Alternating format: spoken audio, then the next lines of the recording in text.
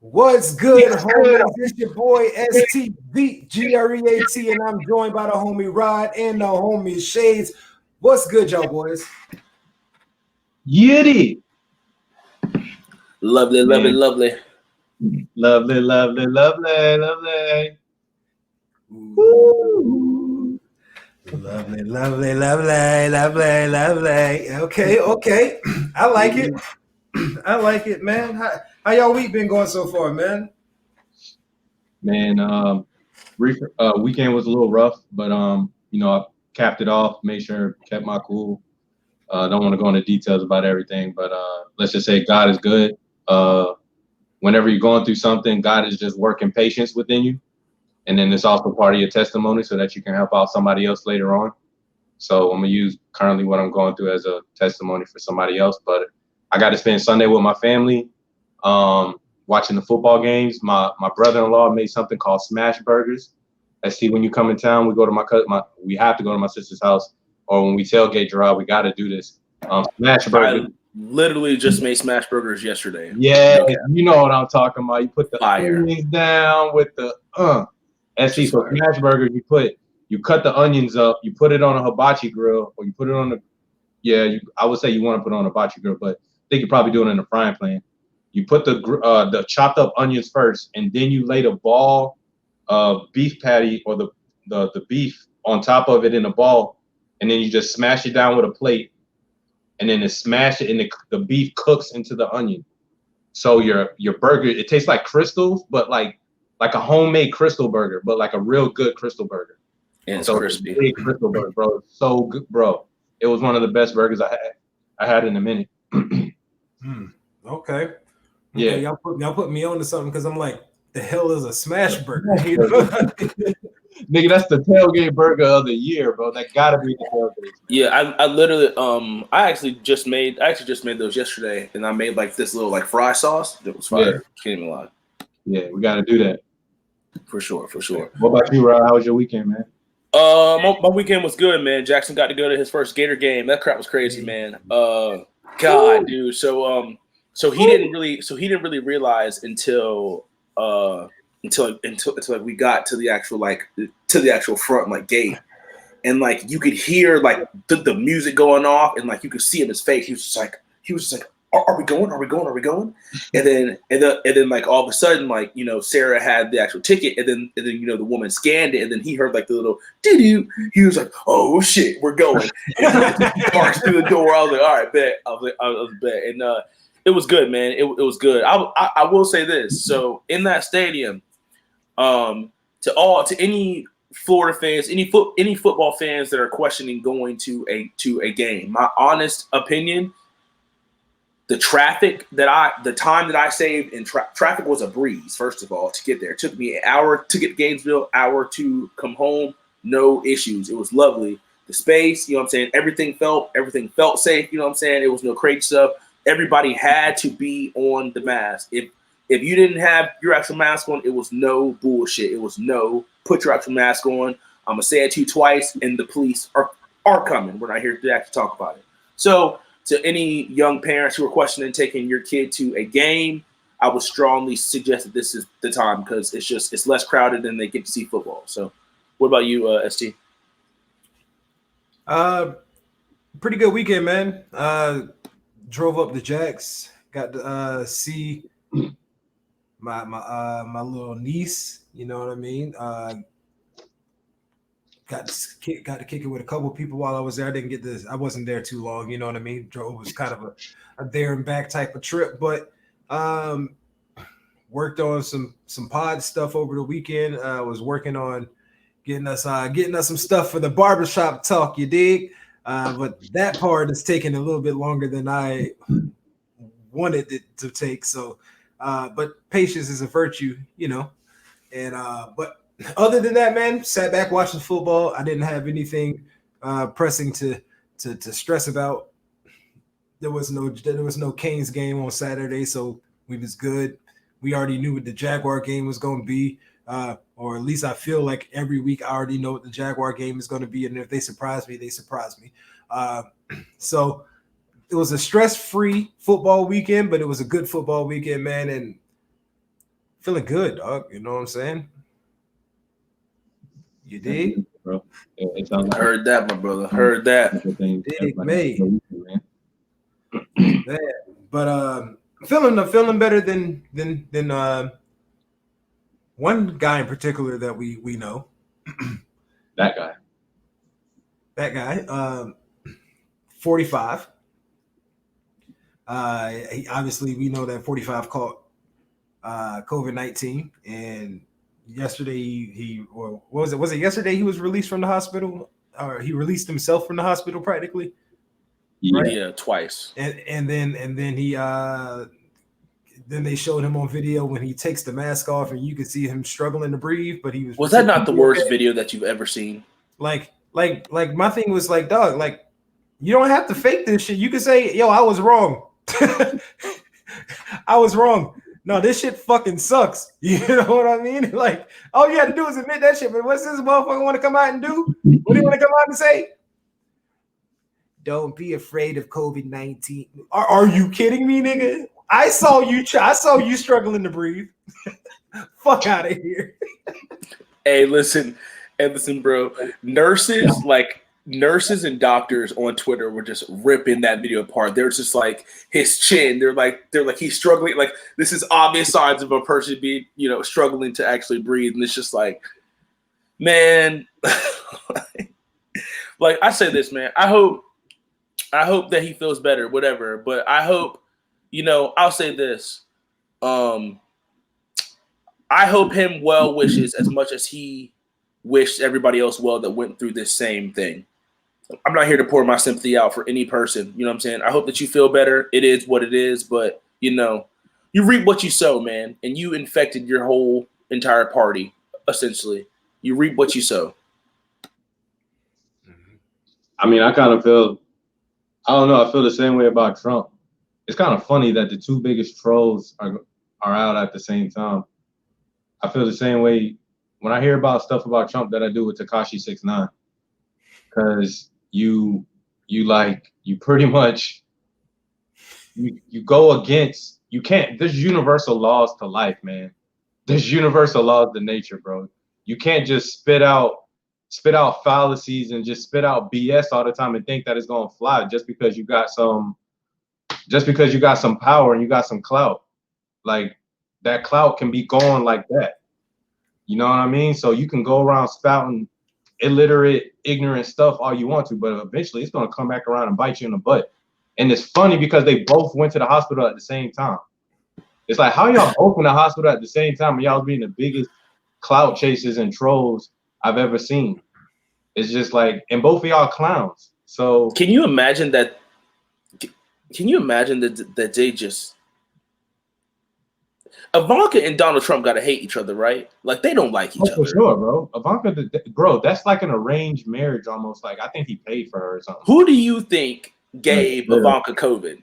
It's got to be one of those Secret Service dudes, right? Let's just keep it. It was not Trump. It was not Trump.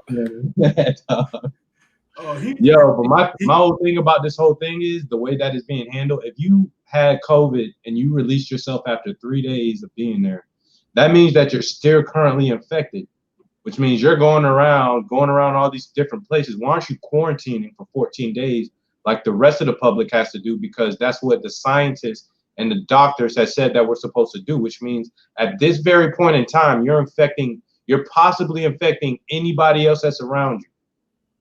You're continuing to spread the virus by you trying to be motivating right now.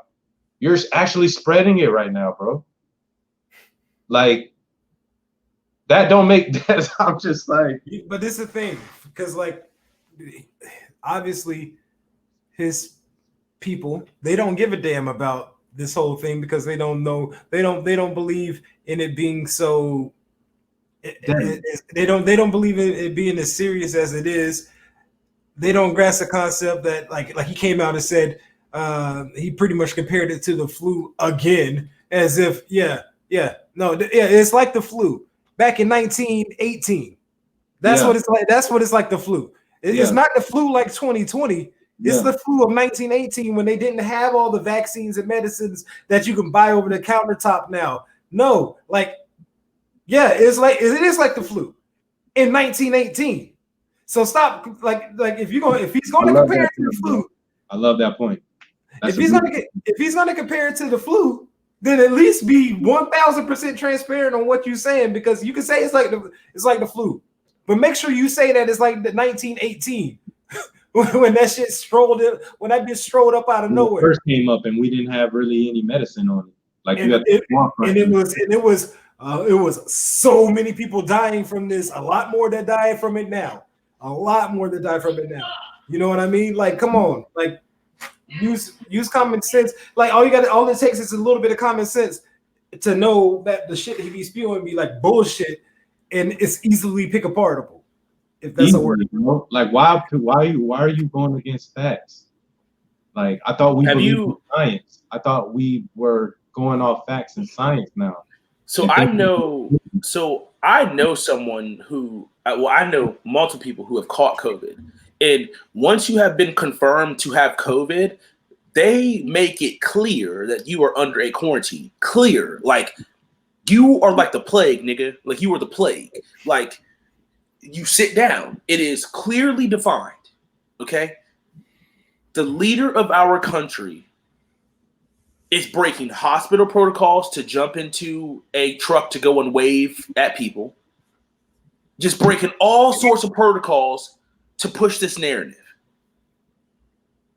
It's the truth, man. It's the truth. And then gets out there, and the first time we see you, fresh out of the hospital, can't breathe, and then you gonna have the audacity to tell people that I'm feeling so much better, like I'm 20 years younger. You know what I mean? Like, no, that's a lie, dude. That's a lie. We can see it all over your face. It's a lie.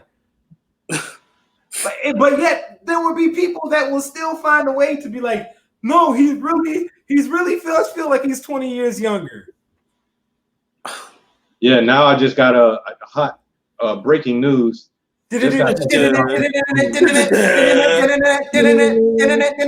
Breaking news. Trump advisor tests positive for COVID-19. Y'all see what's going on, right?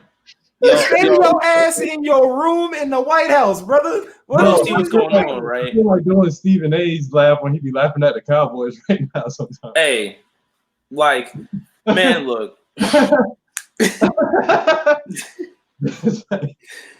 It's not funny though, but it's not funny. No, it's funny. No, it's not funny because it's somebody that is literally down to your level.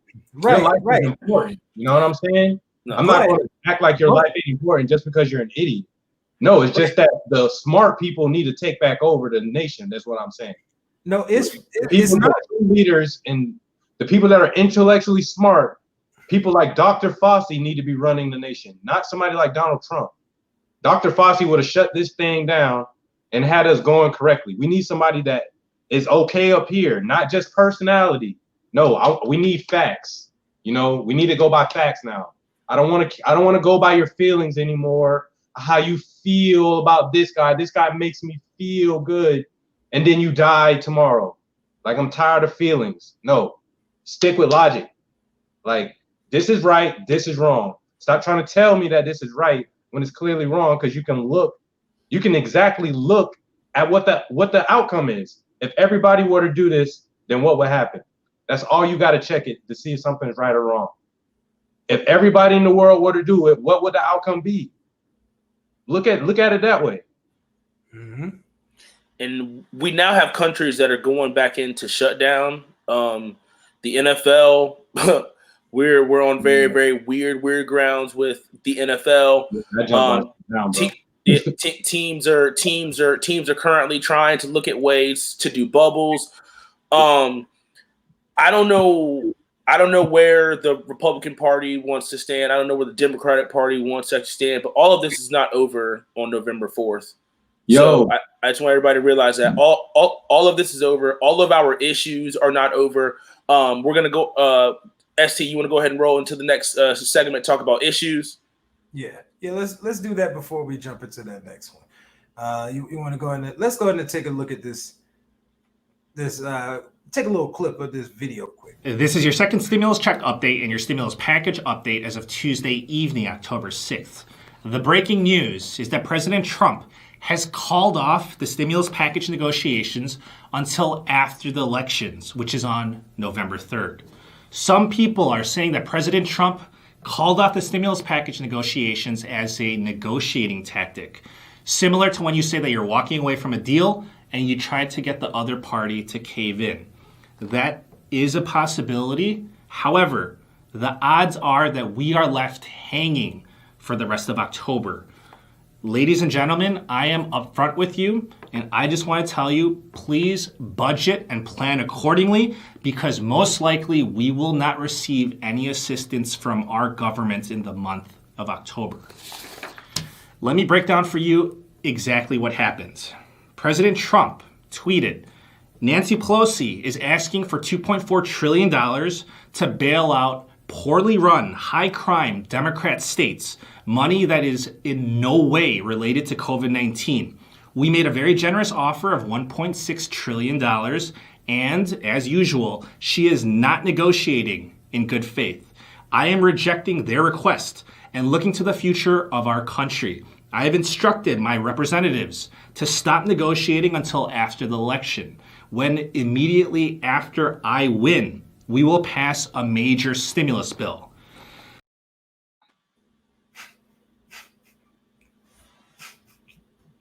So I'll go ahead and take this one. Let me say this. That was courteous of Clear Value Tax. You can find them on YouTube at Clear Value Tax.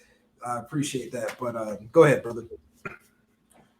This is exactly what I told everyone. If you guys go back into a couple of episodes, that there was going to be a breaking point between two bitter people, Democratic, Republican. Nancy Pelosi is a Democrat. She isn't going to budge on her stance on money. Well, then Trump is the Republican sitting president. Well, if he's not going to win the actual election, why in the fuck would I give these fuckers money? That is the exact thing that is going on right now. And people do not understand that we are in a deeper situation than anybody wants to ever even realize, people. The thing is that you have to wake up and you have to realize that not just you, but your neighbor is going through something. Jobs will be lost. American Airlines has already said that they are laying off 19,000 people.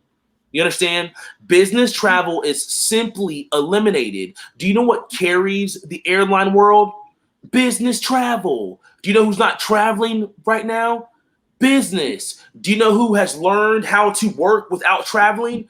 Business. Business travel will never be the same. Our airline system will never be the same. Our country will never be the actual same. Gerard, just to keep going, but just want to let you know, Disney said they're laying off like 22,000 people. And my wife is 38 hot. You know what I'm saying? Every single person, every single faction of this country will be affected by this.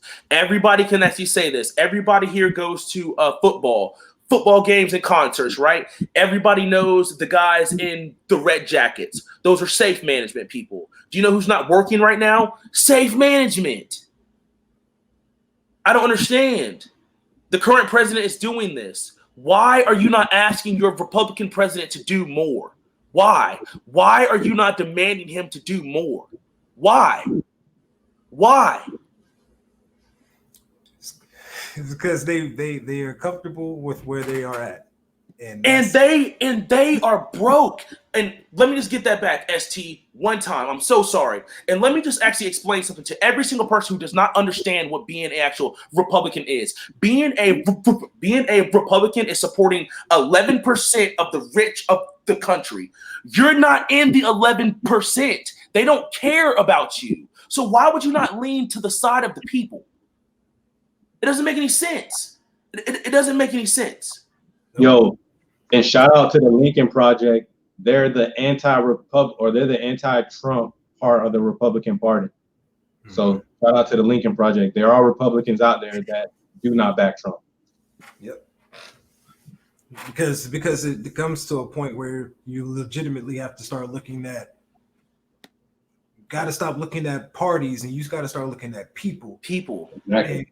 And the Republicans that can honestly not be on his side, those are the people who can literally look at people and not look at party. You know what I mean? And they can see that person is not the one. You know what I mean? But everybody in the – I will say this. When it comes to Trump versus Hillary, everybody in the world saw how Democrats felt. That if we don't rock with you, we just won't rock with you. We just won't show up. Everybody knew. And that was a part of why the Democratic Party is in the position that they're in.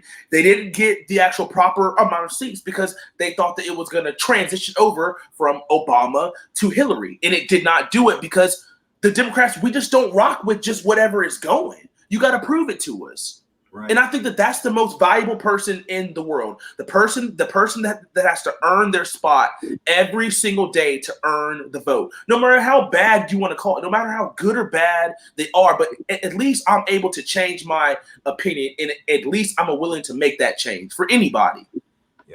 Yeah. I just want to state for the record, your boy Shadez is an independent, and I want Bernie Sanders. Bernie for president. You did. But Shadez, take us into this next topic, brother. Yeah, man. This is some more brutal news, but it leans on the heels of what we kind of talked about last week as to why I think there's a change coming. Why, even though the history of this nation is very dark and gloomy, I do see light at the end of the tunnel. I do think there is a change coming, and I think in the future, just beyond optimism, I do think there's going to be more of a universal approach when it comes to people. As you can see, when something happens across the world, other people across the world are privy to it because of social media, because of things. So the world is more connected as one. So that's where things will go to be. So people that have a mindset that it is right now, like this officer named Sean Lucas, who took the life of a black man, a 31-year-old black man by the name of Jonathan Price. Jonathan Price actually, it's not even, I don't even want to call it irony, but Jonathan Price actually was against Black Lives Matter and was for the police in all these protests. Mm-hmm. But he got killed by a police officer named Sean Lucas, who responded to a disturbance. They said that there was a fight that broke out. The officer Lucas arrived there. He tried to arrest Jonathan Price. They said that Jonathan Price, basically, he did resist arrest, but it was a non-lethal, unaggressive, response, and he tried to walk away. Well, when he tried to walk away, the officer tased him, and then after he was tased, he shot him. So he was already tased and on the ground, or I don't know if he was on the ground, but he was already tased, and then after the guy was tased, he then shot him. And the Internal Affairs, and they said it was reported by Texas Rangers, but it was also Internal Affairs, determined that what he did was unwarranted. Let's see here. They said it was unjectionably unreasonable. Mm-hmm. So basically what we have here is the officer is actually going to be charged with murder. So it's not wanton endangerment. It's not going to be anything else. No, he's being charged with murder. And he's currently in jail right now on $1 million bond. How y'all feel about that?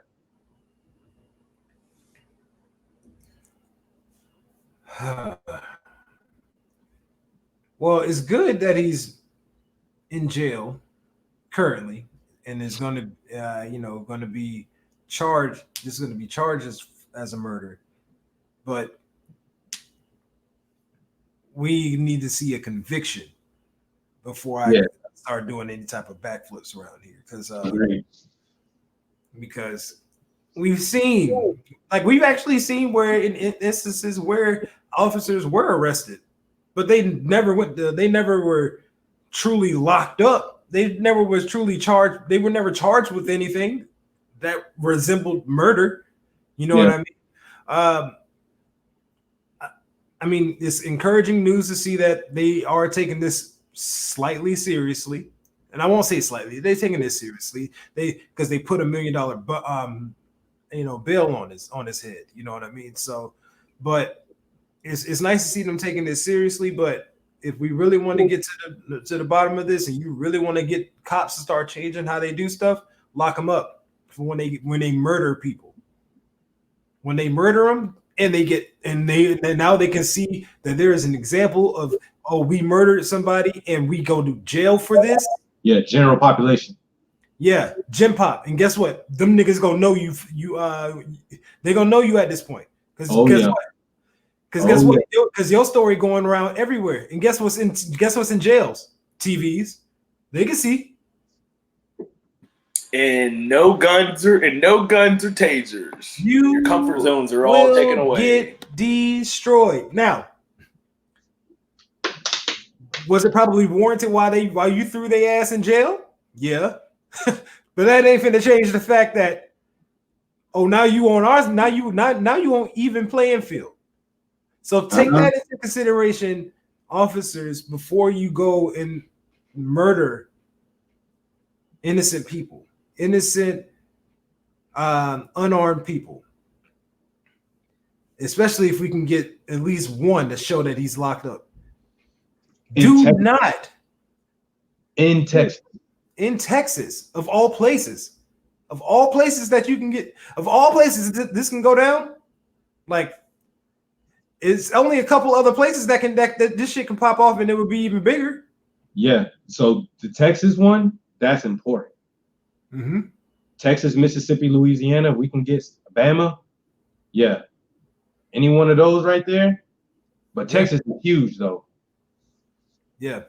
Yeah, man. It's just like, guys, like everybody, and obviously what I'm saying, nothing that I'm saying should be considered me posing a threat, because that's not what I'm saying. I'm just stating what I believe to be a factual statement.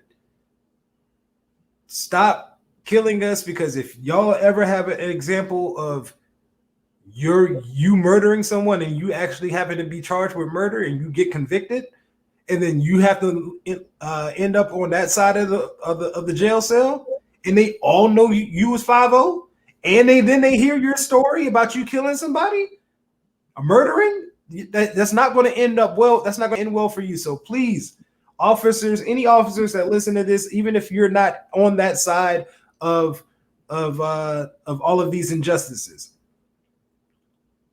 pass the messaging along.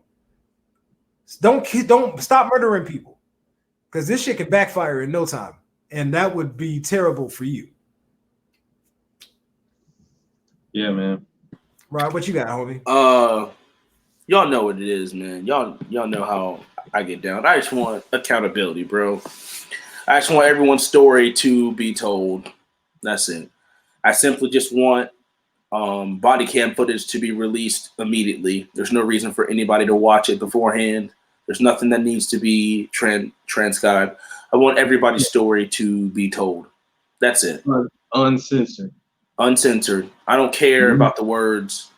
And I think that that's what hangs people up. I think that if most people wanted to have the Black Lives Matter, Blue Lives Matter discussion, I think that we would all agree on the same things. Yeah. And I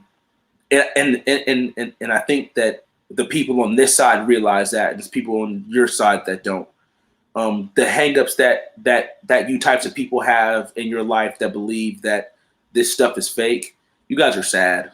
And you guys need to wake up. And I challenge you to look at the people that you are around, because most of the people that I know that have those type of concrete type of mindsets, they're always around the same people that they've been with for 20, 30 years. You know what I mean? They don't ever get to expand outside of anything else that they know. They barely move from their own side of actual town. Mm-hmm. Most of them live at home with their actual parents and trying to have a opinion on what the world should actually be. So I would tell people that have issues with trying to understand Black Lives Matter and Blue Lives Matter to just step outside of your world. Mm-hmm. That's it. Who saw it all? Step outside of your comfort zone. Learn and experience other cultures. Like, all of that is important for America to be exactly what it's supposed to be. You know what I mean?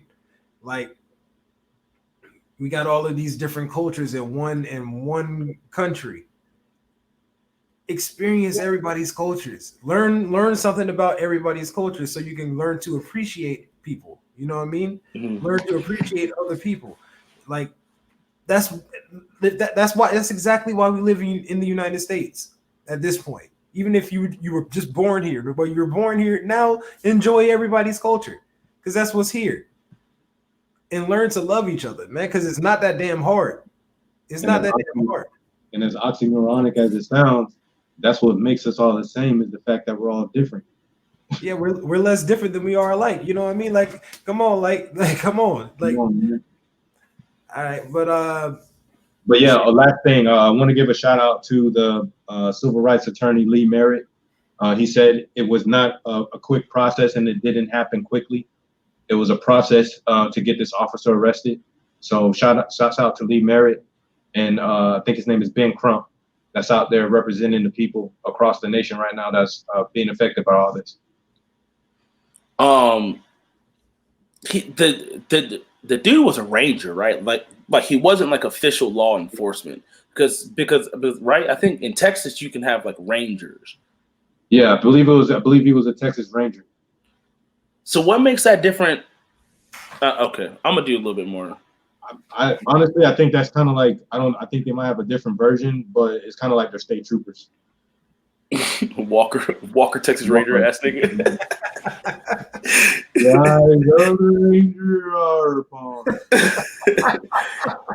Oh, hey, listen. Hey, listen, dog. Throwback. Hey, hold on. Shut up, Jeremy. Listen. Shut up. Listen. Throwback.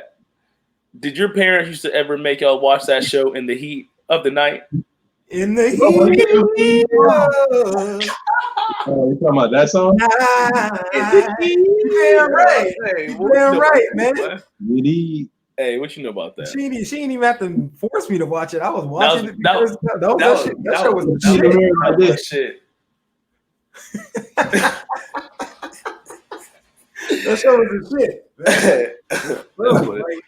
Man, no. See, I want to find like somewhere I can find those nostalgic shows. You know what I mean? Like those are some good shows right there. Could you imagine the racist shit that would be in those shows back then? That shit lit, boy. Off the stars, bro. Well, you know, black boy. Right. Come here, bro.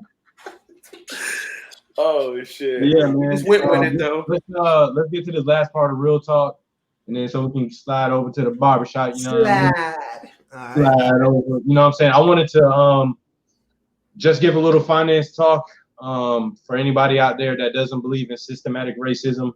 It's been proven by Citigroup, by an independent study by Citigroup. They have determined that over the past 2 decades, the past 20 years, that systematic racism has cost the U.S. $16 trillion.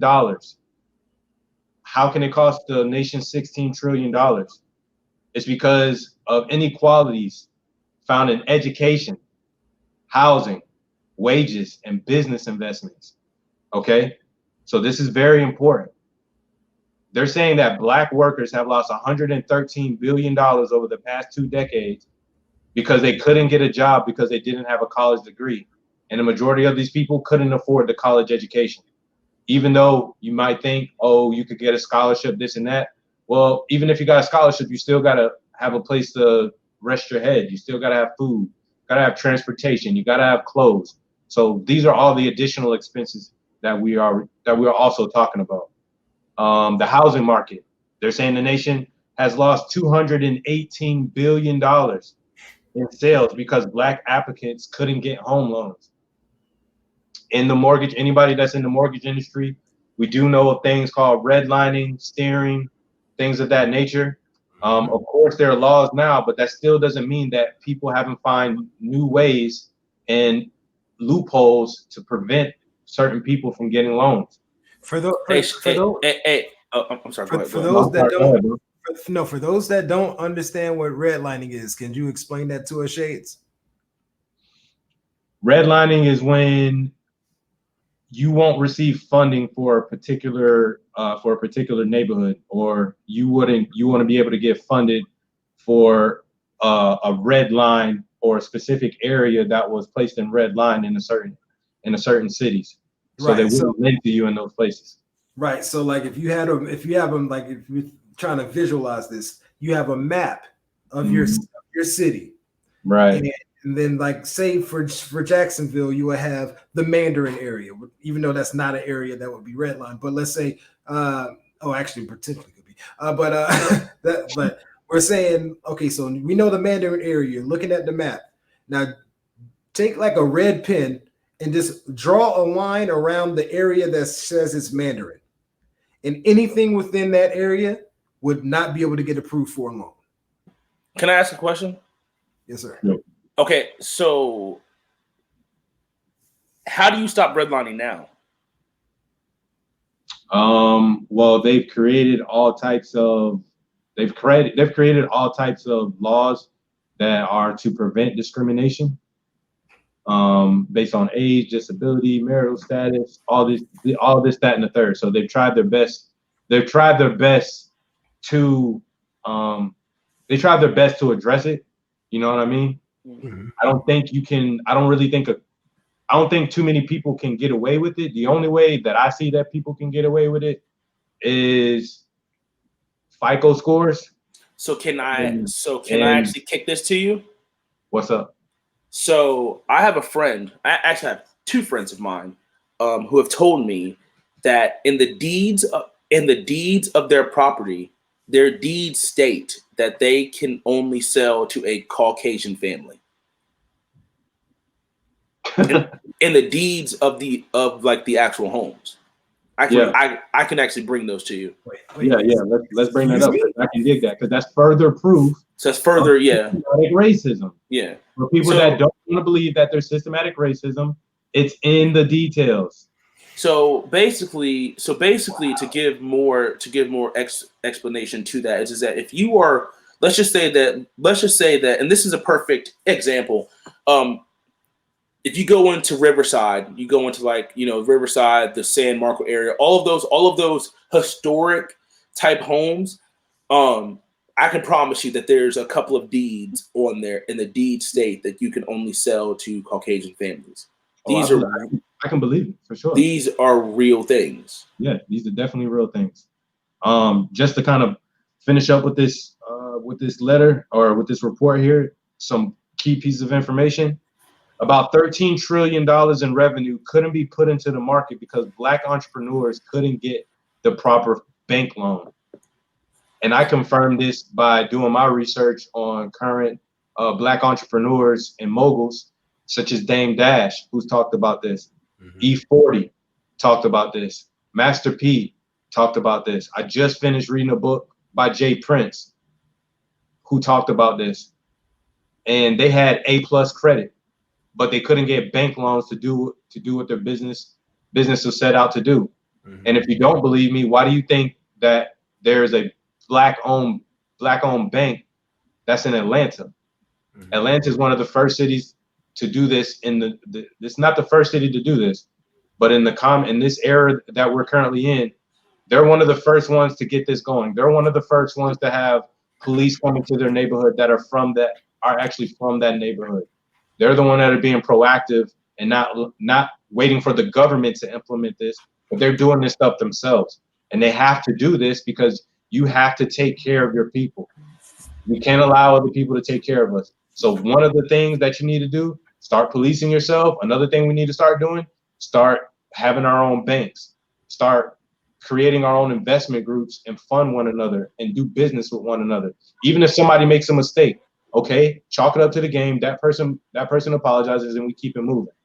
Okay, as far as keeping it moving, let's talk about what it says about what the Federal Reserve data says. It says that white household net growth grew 43% to $61,200 between 1995 to 2016, while the Black families remain flat at 35,400. Okay. Moody's Investor Service found that 44% of Black households owned their home in 2019, compared to 74% of white households. Okay, a lot of that could be knowledge and education, but also a lot of that is a structuring of resources, which is what politics is about. Politics is about who gets what resources. That's all politics is about. Okay, so if you don't think politics has anything to matter to certain people, this study is showing you otherwise. And in conclusion, the study concluded that over the next 5 years, the U.S. could add $5 trillion to its gross domestic product if the gaps of social injustice and systematic racism were closed, not eliminated. It didn't even say eliminated.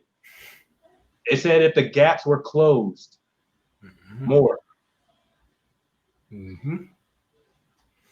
That's So basically, to all of our followers who do not believe this, to sum that up, your racism is costing the country more money than you think. So if we're all about the dollar, the best way if you want to make money, you have to buy in, right? So stop killing us. Sorry. Or just end the racism altogether. Like, yeah, stop killing us also. But also stop just hating us because we have a different skin pigmentation. Like it's not that difficult. It's really not. We're so much alike. Yet, for some reason, you think because we got that year-long tan that all of a sudden it's like we're different people. We're not. We are disadvantaged. We're disadvantaged. We didn't have the ability 400 years ago to establish our money, our family's wealth and generational wealth. We didn't have that to begin with because we were working for free, aka we were slaves. You know what I mean? But so no, we're disadvantaged. So yes, as generational wealth continues to go up through white households, black households had a very, very, very, very late start to that. So yes, there is a little bit of disadvantage to that part. But other than that, we wake up, brush our teeth, take a shower. Hopefully y'all out there doing that shit. Wash your body. You know what I mean? Eat breakfast, go to work, talk with our friends about sports, which we're about to do in just a second here at the Barbershop Talk, and then go home, eat dinner, watch some TV, boom, wake up and do it again. We all do the same shit. So we're so much more similar than we are different. If you would just easily open your eyes and stop being so close-minded. But with that being said, fellas, it's barbershop talk time. You feel me? Huh? I'm sorry.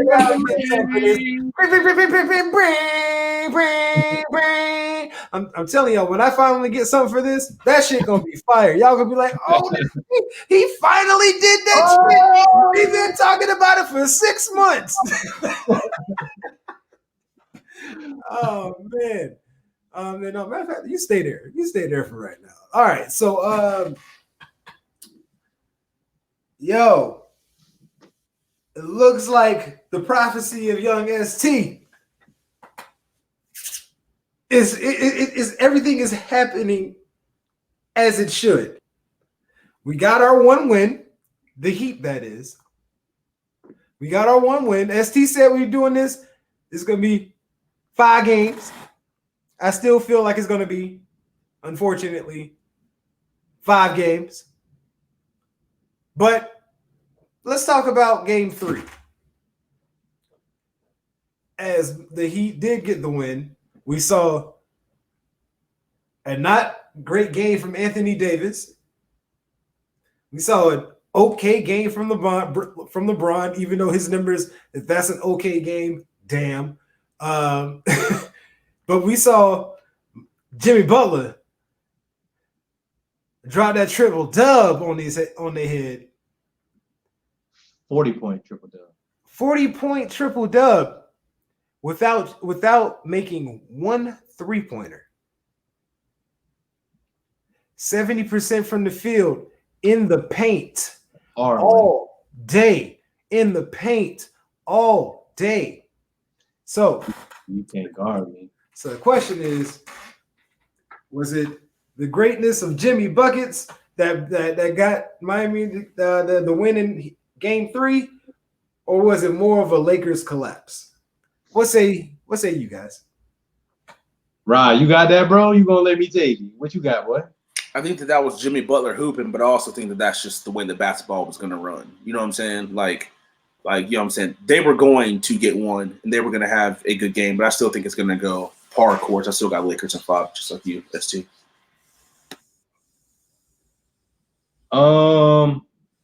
I can't give it all to Jimmy B. I definitely think AD had something to do with that, only having 16 points. I mean, every couple of games he has a game like that where he kind of needs to gather himself. You know, they've been there for a very long time. You know, they've been in this bubble for a long time, man. So to have an off game, I'm not going to knock the man for it. But he did hurt his chance to get Finals MVP. That's probably going to go to LeBron now as a result. But I think even if AD, my thing is, I think that game, the way Jimmy Butler was playing, even if AD would have came, Jimmy Butler would have did something else to win that game. Mm-hmm. Jimmy Butler, basically, I think he got fueled, kind of what we're going to go into a little bit next about LeBron said something like they're in trouble or something like that in the first quarter, Jimmy said. And then in the fourth quarter, he yelled that out. And I think it got underneath Bron's skin a little bit because Bron left the floor early with like 7 seconds left. And people trying to throw shade. A couple of my homies felt that they were kind of coming at Bron hella hard, saying that, oh, why is this not a big deal or whatever? He's a punk or he's being a baby about it, blah, blah, blah, blah, blah. But, I mean, he just got frustrated and he got off the floor. You know what I mean? It's the end of the game. You know what I mean? And I expect stuff like that from LeBron. You know what I mean? And I don't think it should be blown out of proportion. It was 7 seconds left. He got frustrated. Somebody was talking smack. He left the floor early, whatever. But other people are saying it's a sign of bad leadership. But I don't know if it's over in 5. I think Lakers are going to take game 4. Miami's going to take game 5, and it's going to be a game 6. But how about you, ST? How do you feel about the LeBron leaving early thing? So, was it a good look? No. No, it wasn't necessarily a good look, but at the end of the day, there was a whole lot of shit talking going on, and at the end of the day, people are human beings. Like, yes, you should be professional, blah, blah, blah, blah. Yeah, but you're also an emotional human being. So, no, it's not a good look. It's not a good look. Trapped in the bubble for how long now? Right. Like, but bro, how long has he been there? Shit, since July? Yeah, since July. Dang, boy. But regardless, I know you're supposed to be professional, and so that's why it's not a good look for LeBron. Does it tarnish anything for LeBron? No. No. One time that he leaves the court when there's 10 seconds left on the clock. No, that's not going to tarnish anything. It's just it was a poor decision by LeBron, and he just got to eat whatever comes with it. You know what I mean? That's how I will tell you that was when Bron does stuff like that. That's my point of saying why I like Jimmy better as a leader. I don't think Jimmy Butler would ever do that to his team. But okay, so let me add on to something there before you continue, because we saw LeBron leave, right? Now, if you want, you can go back and find the clip because I ain't got the clip. Right. You see, as he's walking to the locker room, Kuzma's already in the locker room taking his jersey off. There was 2 other players back there already. Looks to me like his team didn't feel like being disrespected altogether. Yes, they put Jared Dudley on the damn court just to run out the last 10 seconds. All I'm saying is it was 0.7. They put 0.7 back on the clock for some reason. Yeah, it was for some stupid ass reason. That game was over. You know what I mean? Throw the ball in the air, run the clock. You know what I mean? But regardless, it's still not a good look. No, but I don't think that has anything to do with his leadership. Rob, what say you? How you feel about that, brother? I think it's just a normal situation. It's a basketball thing. People are going to try to drum drama up when it comes to LeBron as quickly as possible. I'm saying like it's like a basketball game. You know what I'm saying? It's not. It is what it is. Just come out and just play basketball. I don't think it proves leadership. I mean, I guess it does kind of prove if you're a leader or not. But I mean, the main thing that people were saying online on Twitter and stuff like that when they were backing him was, "Oh, look, Jordan would have never done that. Kobe would have never done that." But he's actually done this before, though. I mean, like I'm pretty sure that he's had this situation where like done things similar to this that will make you say, "Yo, like, why would you do something like that?" You know what I mean? So that's why I'm not surprised by it. But I mean, I can understand why people say it's not good leadership, but I'm not tripping about it. But yeah, I mean, there's nothing to really trip about. If somebody wants to say that's not good leadership, then you can go ask a lot of his teammates that have won rings with him how good is his leadership, and they will tell you that is great. So we're not even going to sit here. I'm not even going to sit here and worry about how people feel about his leadership. Like that he's a good damn leader. He's also a human being who can have emotions. We're all humans. Like you said, I've been away from my family. Yeah. For 3 months. I haven't had in 3 months, bruh. Like, and I know that LeBron James is waiting to beat Bronny's ass when he get home for smoking that blunt. He waiting to get to that ass, boy. He ain't even mad at that man for smoking the weed. He mad for him posting a fucking video of him smoking the weed. Bro, he about to get a straight 2-piece and a biscuit. He ain't getting what do you think? LeBron gonna get home. He gonna put the beats to Bronny. And then they both gonna roll up, and then they're gonna talk about everything afterwards. Because I that's something I absolutely do believe LeBron. I do believe LeBron be out here smoking. That's one. I seen the man smoking cigars like crazy, so I know that man out here smoking. If you smoking cigar, bro, why you ain't smoking ganja? Like exactly, you feel me? Bro. So like, come on. So you already know the vibes. He just gonna be mad. Do what you got to do, and then you go about your business, man. You don't got to take all them opioids. Yeah, he just gonna say, son, why in the hell did you put it on video? That's all I'm mad at you for. Bro, like what? But nah, he was doing that, bro. Bron Jr. Bronny got like so many foul points from that with the girls though, and the kids his age. Bro, he the man right now until daddy get home. Oh yeah, he gonna be the man. You know what's gonna be the clean thing? LeBron gonna let it go for like a week without saying nothing about it, and then go. Nah, bro. I need that ASAP. No, we just not waiting on nothing. No. See, I don't know, because you might be on to something. You might be on to something, Shadez, because you got to think. No, actually, no, I don't know. I don't know who I'm rocking with on this one. Hell no. Because I don't know. Because you Come out with me. Compromise with me. If he's not going to wait a week, but he ain't going to do it as soon as he get there. He's going to wait till that night till he get out the bathtub, bro. When he get out that shower, it's on and popping, bro. Electric cord. You know how to go down. My mom never beat me. My mom never beat me with a electric cord. What though? Hey, some of us been whooped with some good shit though. You know what I mean? Like some of us been hit with a frying pan. Came out just fine. Yeah. Grandma go tell you go outside and pick your switch. Every switch outside look like a twig, like a straight up tree branch. You ever try to take the belt from your parent? No. Oh, I tried that one time. I tried it one time. That was the worst choice I ever made. Hell no, that's the worst.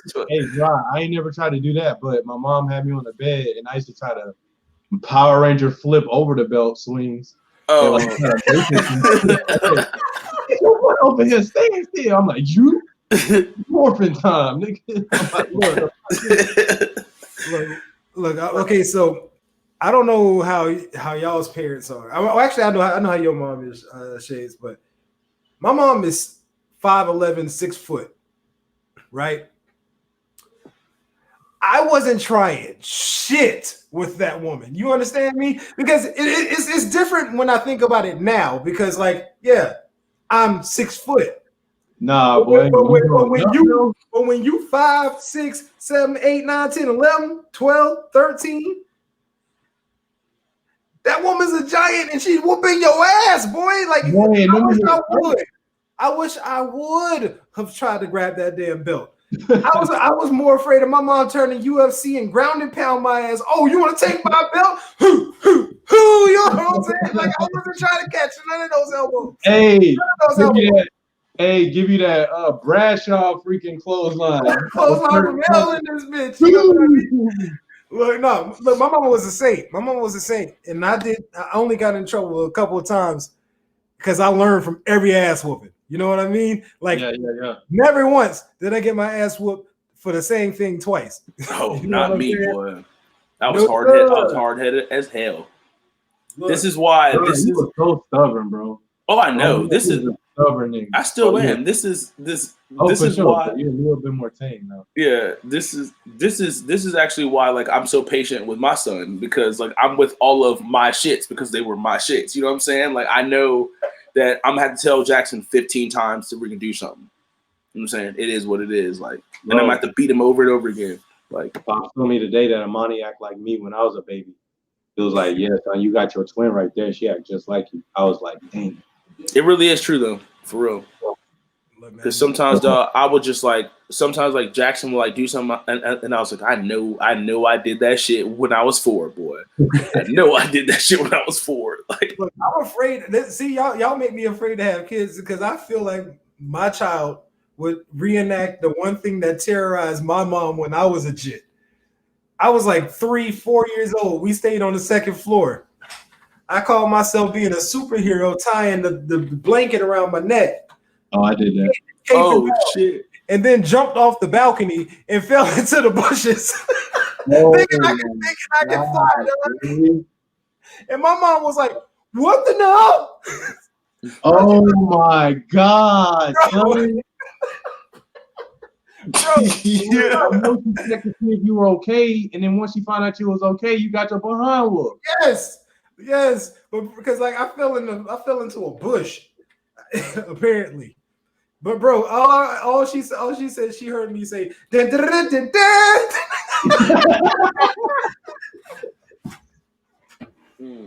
Yo. Yeah. I was an idiot, dog. Oh, snap. Yo, your SP boy. Oh, yeah, you going to have your hands full, boy. You got one coming, I'm telling you. Bro, I'm idiot. You got a little boy coming, boy. I'm putting it into the world right now. You got a little young boy coming. All right, but yo man. Yeah. What's up with the NFC East though, brother? Because why is all the teams in that damn division trash? Bro, our division's never been that bad. Never. It's always at least been one team that was a playoff team. like by definition, they have to get a playoff team. Yeah, they're gonna host the wild card game.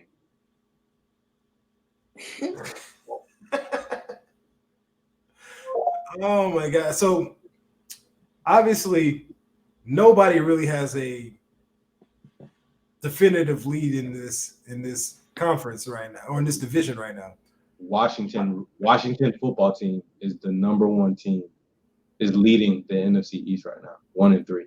Obviously, they got the lone W in the whole division, right? Think so. So I got to research that part. I don't know. How crazy would this be if it's Washington that goes to the playoffs? I don't see that happening, bro. So you have Philly is in the lead at a 1-2 record. They got 1, 2, and 1, right? Or is it 1, 2, and 1? Yeah, they got a tie. Philly's number 1. Okay, my fault. I thought it was Washington. They got a tie, man. I don't want to see any of these teams in the playoff if they're going to end up looking like the way they've been looking. I will say this: I am proud of Carson Wentz because he stopped being dumb and stopped trying to do so much, and he actually threw the ball away. I will say he did kind of go idiotic with diving head first and everything like he did when he tore his ACL. But he needs to learn how to slide. But I understand you needed to dive to get the first down. But he needs to learn how to slide and stop thinking he's Superman because he's one injury away from being done with the Eagles. If he gets injured again, and like let's say he gets injured next week and he's done for the season or something like that, I think the Eagles are going to be moving on from him or trying to trade him. Gotta knock on wood, man. I know you said God forbid and all that stuff, but I'm still knocking on wood because I don't want to. He's trying to see Jalen Hurts. No, I don't. Honestly, I don't have a problem with Carson Wentz. I just feel like he's just trying too hard, bro. Just be yourself. Learn from your mistakes. Just grow, because you can't. To me, if you show that you're an MVP, that means that you can get back to that level. How much harder do you think that team would play for Jalen Hurts over Carson Wentz? I think they will play a lot harder for Jalen Hurts. But Jalen Hurts, I think people who are fed up with Carson Wentz shit. I think it would take Jalen Hurts year 2. I don't think he was going to do that year 1. He needs 2 years underneath his belt before he performs to that level, in my opinion. My fault. I wasn't even on mute saying all that shit. We can edit that out. I don't think that. Man, I think Carson Wentz is on the way out. They gotta find a way to dump that contract. Jalen Hurts is the move, bro. I've seen Carson Wentz enough, bro. Right, like. But look at what's happening to my only thing is with him. Look at what's happening to his team consistently on a consistent basis, and I blame the general manager because you keep bringing back the same receivers that keep getting injured. Deshaun Jackson hurt again. Alshon Jeffrey hurt again. You didn't bring Nelson Aguilar back, even though Nelson Aguilar, I don't think he deserved to come back. But the rookie that you signed, I don't think he's playing right now. Dallas Goedert's gone, or I don't know if he's gone for the season, but Dallas Goedert's gone. So you're down to Zach Ertz and Greg Ward, or Gary Ward, whatever his name is. You know what I'm saying? Like even Ortega Whiteside, or whatever his name, the rookie they drafted last year, he's hurt. Yeah, he ain't got a lot to throw to. Like he don't have Dak. Like I think if you put Carson Wentz on the Cowboys right now, if you gave Carson Wentz Dak's team, I think Carson Wentz is better than Dak Prescott. I will say that. I think he's better than Dak right now. Do I think in the future? I think Dak has a higher ceiling because Dak takes a slow. I think Dak's on a slow increase to get better. He's not going to. You know what I mean? He's not going to skyrocket or whatever. You know his numbers is super inflated right now. He's leading right now, passing and all that, but his numbers are inflated. He got that Blake Bortles season going on right now. I mean, the man threw for 500 yards on Sunday. You know what I mean? Yeah, playing from behind. Yeah, of course. But yeah, man, that's. So who y'all think gonna win that division? Does it matter? Yeah, fuck it. Bucks. Fuck it. I got the Rican Cowboys on a miraculous comeback. All right, I gotta be objective. Basically, because I need buckets from CD Lamb and fantasy. So. Me too. I got that boy in fantasy too. Who you got, Shades?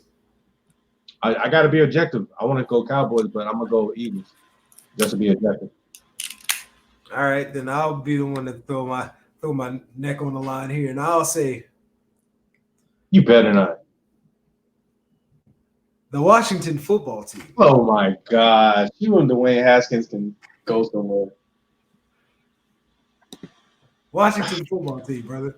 He's out. He's out, by the way, ST. You know that, right? Who? Dwayne's gonna be gone, bro. Mm-hmm.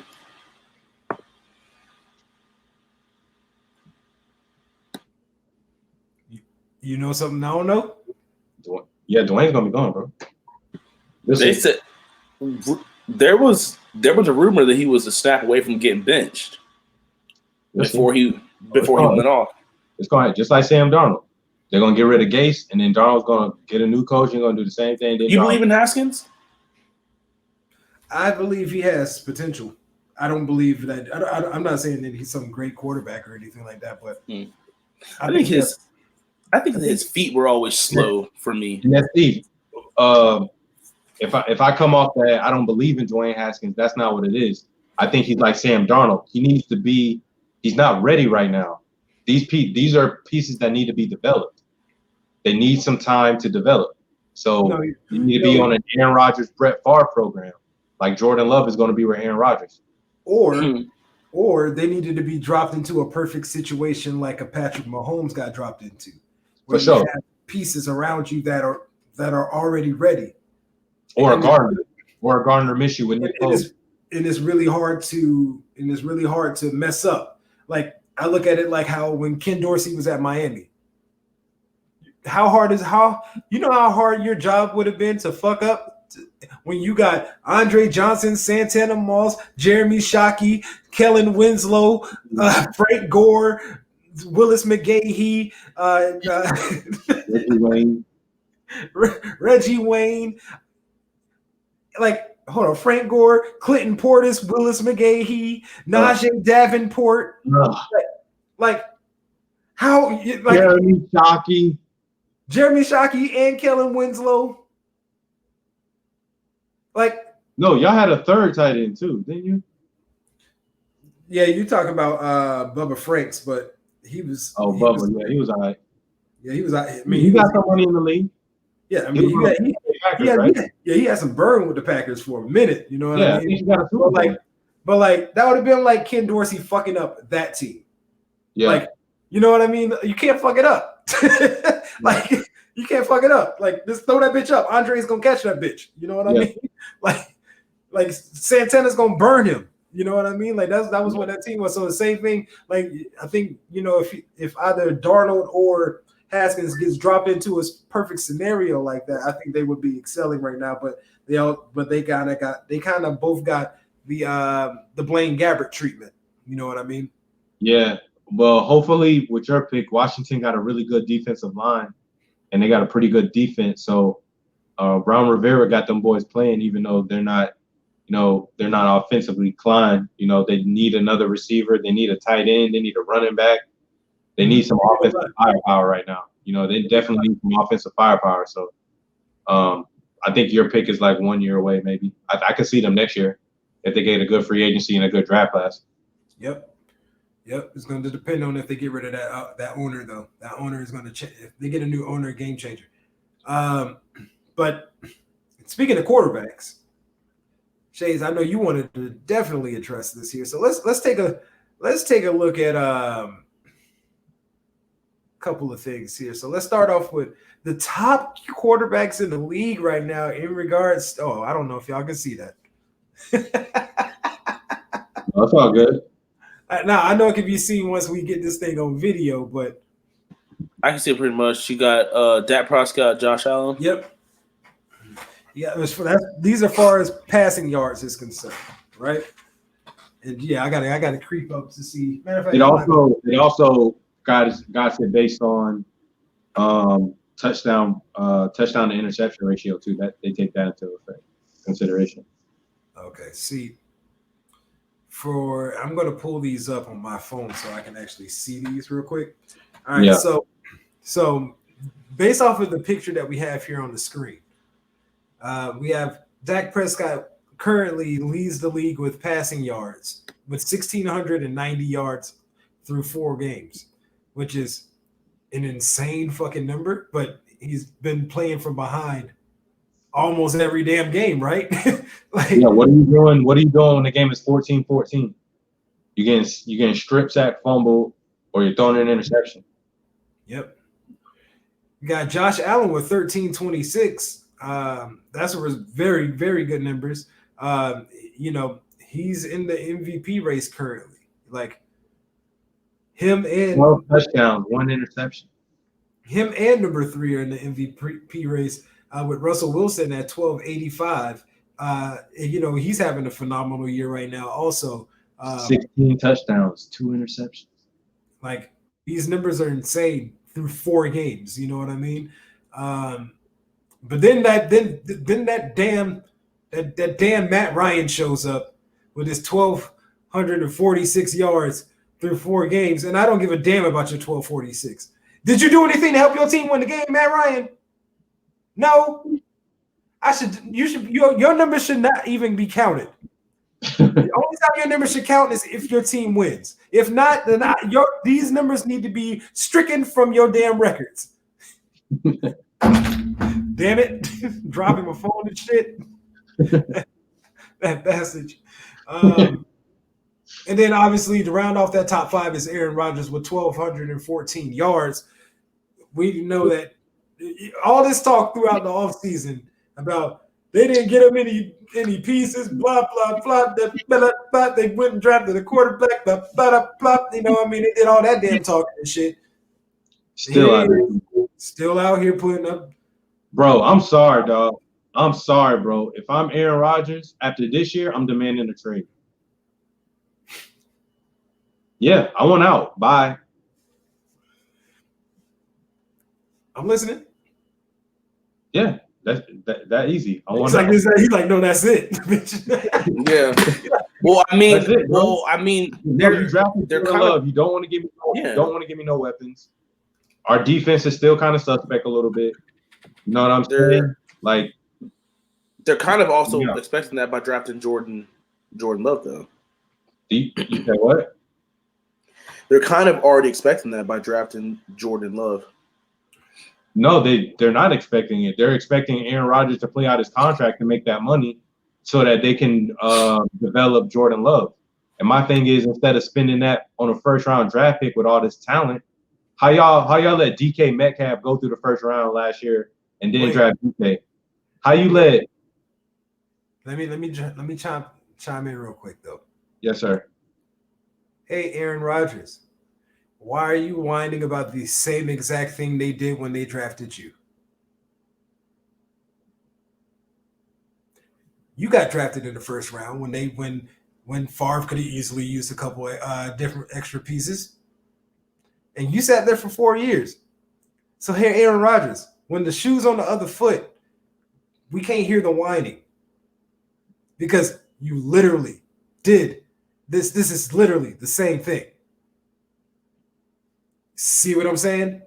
I just don't want to hear the whining. Like that's not whining. There's nothing that he can do about being drafted right there.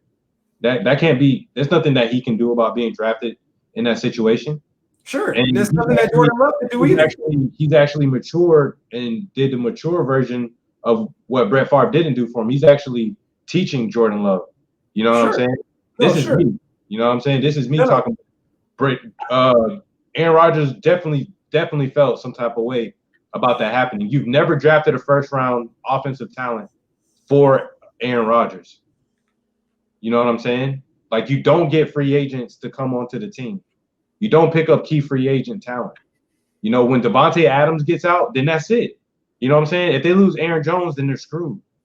I mean, Aaron Rodgers is going to find something, but can I say something? My bad. Just to chime in there. When you're a competitive free agent, so teams are looking at you. You know what I mean? You got a lot of teams coming up. And let's just keep it 1,000, because even though they don't like to designate it this, the NFL is just as much of a black league as the NBA is at this point. You know what I mean? Yeah. And this is no disrespect to Wisconsin, but what brother's just going to sign up when I can go sign anywhere else than Wisconsin? If I'm a competitive free agent and I got either one of these trash ass New York teams coming after me, or I got these California teams coming after me, or these Florida teams coming after me, I'm signing with anybody but the state of Wisconsin. Can we keep it 1,000 there? 1,000. Aaron Rodgers. You go to play for Aaron Rodgers. But you go to live in Wisconsin. That shit's for a got. couple of months, bro. Can you just imagine being a black millionaire in Wisconsin? Heck no. It's just horrible. Everything about this is bad. Right? He, You're house ridden at that bit. You know what I mean? what about these running backs though? All right, yeah, let's jump to the running backs real quick. We'll bring that up on the screen here. I'll bring that up on my screen here because we got Dalvin at the top of the list right now with 424 yards. I mean, I definitely thought that was potential coming out of college anyway. You know, I thought I would be the Fournette before that. Oh yeah, well, definitely. I think, I mean, they're leaning more on him this year, you know, and he's coming up big for him. He's healthy, and they're playing much better. Yeah, and I mean, everything is clicking. They've had one bad game. I wonder if Kyler Murray got more yards than Todd Gurley. Todd Gurley's a bust, bro. No, he's not. He just had a million, bro. Todd Gurley was if you wanted him to be a 8 to 10 year back for you, he was a bust. Yeah, he was a. But if you was only going in 1 and 3 years out of him, fantastic. Even though I know that's not what you get that 3-4 years. You don't get drafted that high to be here for 3 years, have 3 good years, and then your knees just go to shit. Yeah. But regardless, we got Aaron Jones for Green Bay. Speaking of Green Bay, and he's second on that list with 374. Nick Chubb, who is now, I believe, is on IR, right? They put him on IR. Sucks, bro. That sucks for Chubb. I mean, he started off with a freaking bang of a season as far as production. And I never thought I would see that though. I did see flashes of it, but I never thought that Nick Chubb would be ahead of Todd Gurley coming out of college. Right. I never thought he'd do that. Exactly. Chubb was going to be nasty, but I never thought that he was going to be this effective in the NFL. Yeah. Chubb is beat. And I mean, hey, the Cleveland Browns offense has been on fire. Yeah. They've been the coach Stefanski. Shouts out to Stefanski. Yeah. Shouts out to the coach. Like their offense. That's what you need to do. Get everybody involved. You don't have to force it to one. Just get everybody involved, piece by piece. You got so many pieces. Going into Sunday, they were on a 2-game streak of scoring 30 points. That was the first time since 1990 something. Yeah. And then they then said, "Oh, that's what y'all think about our numbers? We just gonna go drop 30 in the first half on the Cowboys and finish the game with what they 42? 49 points. That's what 60. That's 109 points in 3 weeks. They got lightning in a bottle, bro. They got lightning in a bottle. That's why nobody was understanding how you was losing. Right. You got to. The key is the run game. You got to go to your run game. The key is also chemistry, just team chemistry. It takes like they put a whole lot of pieces together last year. Yeah. And there was a lot of failure with a lot of these experiments. You know what I mean? And I was wrong. I want to acknowledge that with what you told me earlier, and I think it was episode 1 or 2.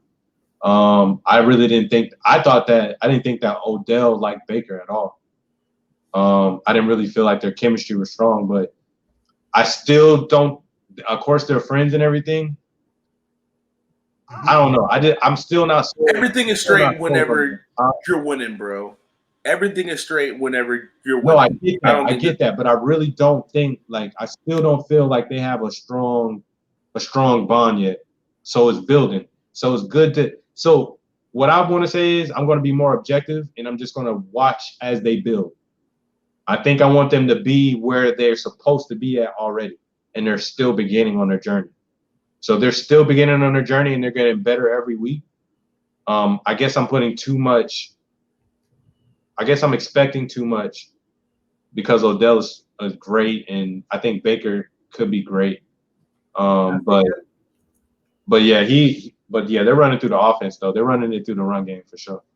Yeah, and when you got a running back room like Cleveland has, when you can have two players on this top, however many players is on this thing, you got both Kareem Hunt with 275 yards and Nick Chubb with 335 yards rushing through 4 games. Through 4 games, you got two guys with 250 yards rushing. So that's 600 yards. Yeah. And that's not even including receiving. Yeah. From the running back. So their offense has been like I said, they're clicking right now. Tennessee is offense. How is Tennessee doing? Like, that is a team that I just don't ever even be looking at. Like, bro, I think they're like 3-1 or something, bro. I'm sure they are. Damn it.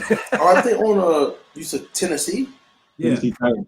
Aren't they? They got postponed. They're still trying to get back playing. Yeah, that's right. Oh yeah. How are Tennessee doing? They got the whole team with COVID. I forgot about that. Oh yeah. Also, So they have to have 5 like straight days with their positive tests, and they're on day 3 right now. So we'll see in the next 2 days. Well, that being said, so they've only played 3 games. Derrick Henry has 319 yards rushing on the season. Feed Henry. Just keep feeding him. Like, he's gonna get stronger and stronger as the season progresses. That's crazy. He's like Eddie Jordan for real. But this is the thing. I like. They have to find him a competent number 2. Yeah. Or you're going to end up burning him out. Yo, I do want to say this. Do you remember when they had big ass Derrick Henry and little ass Deion Lewis? The fuck was that? Like, what the fuck is that? Like, never gonna work out. The fuck was that? I do want to give a shout out to the Titans though, even though they are to me, I consider them our biggest rival.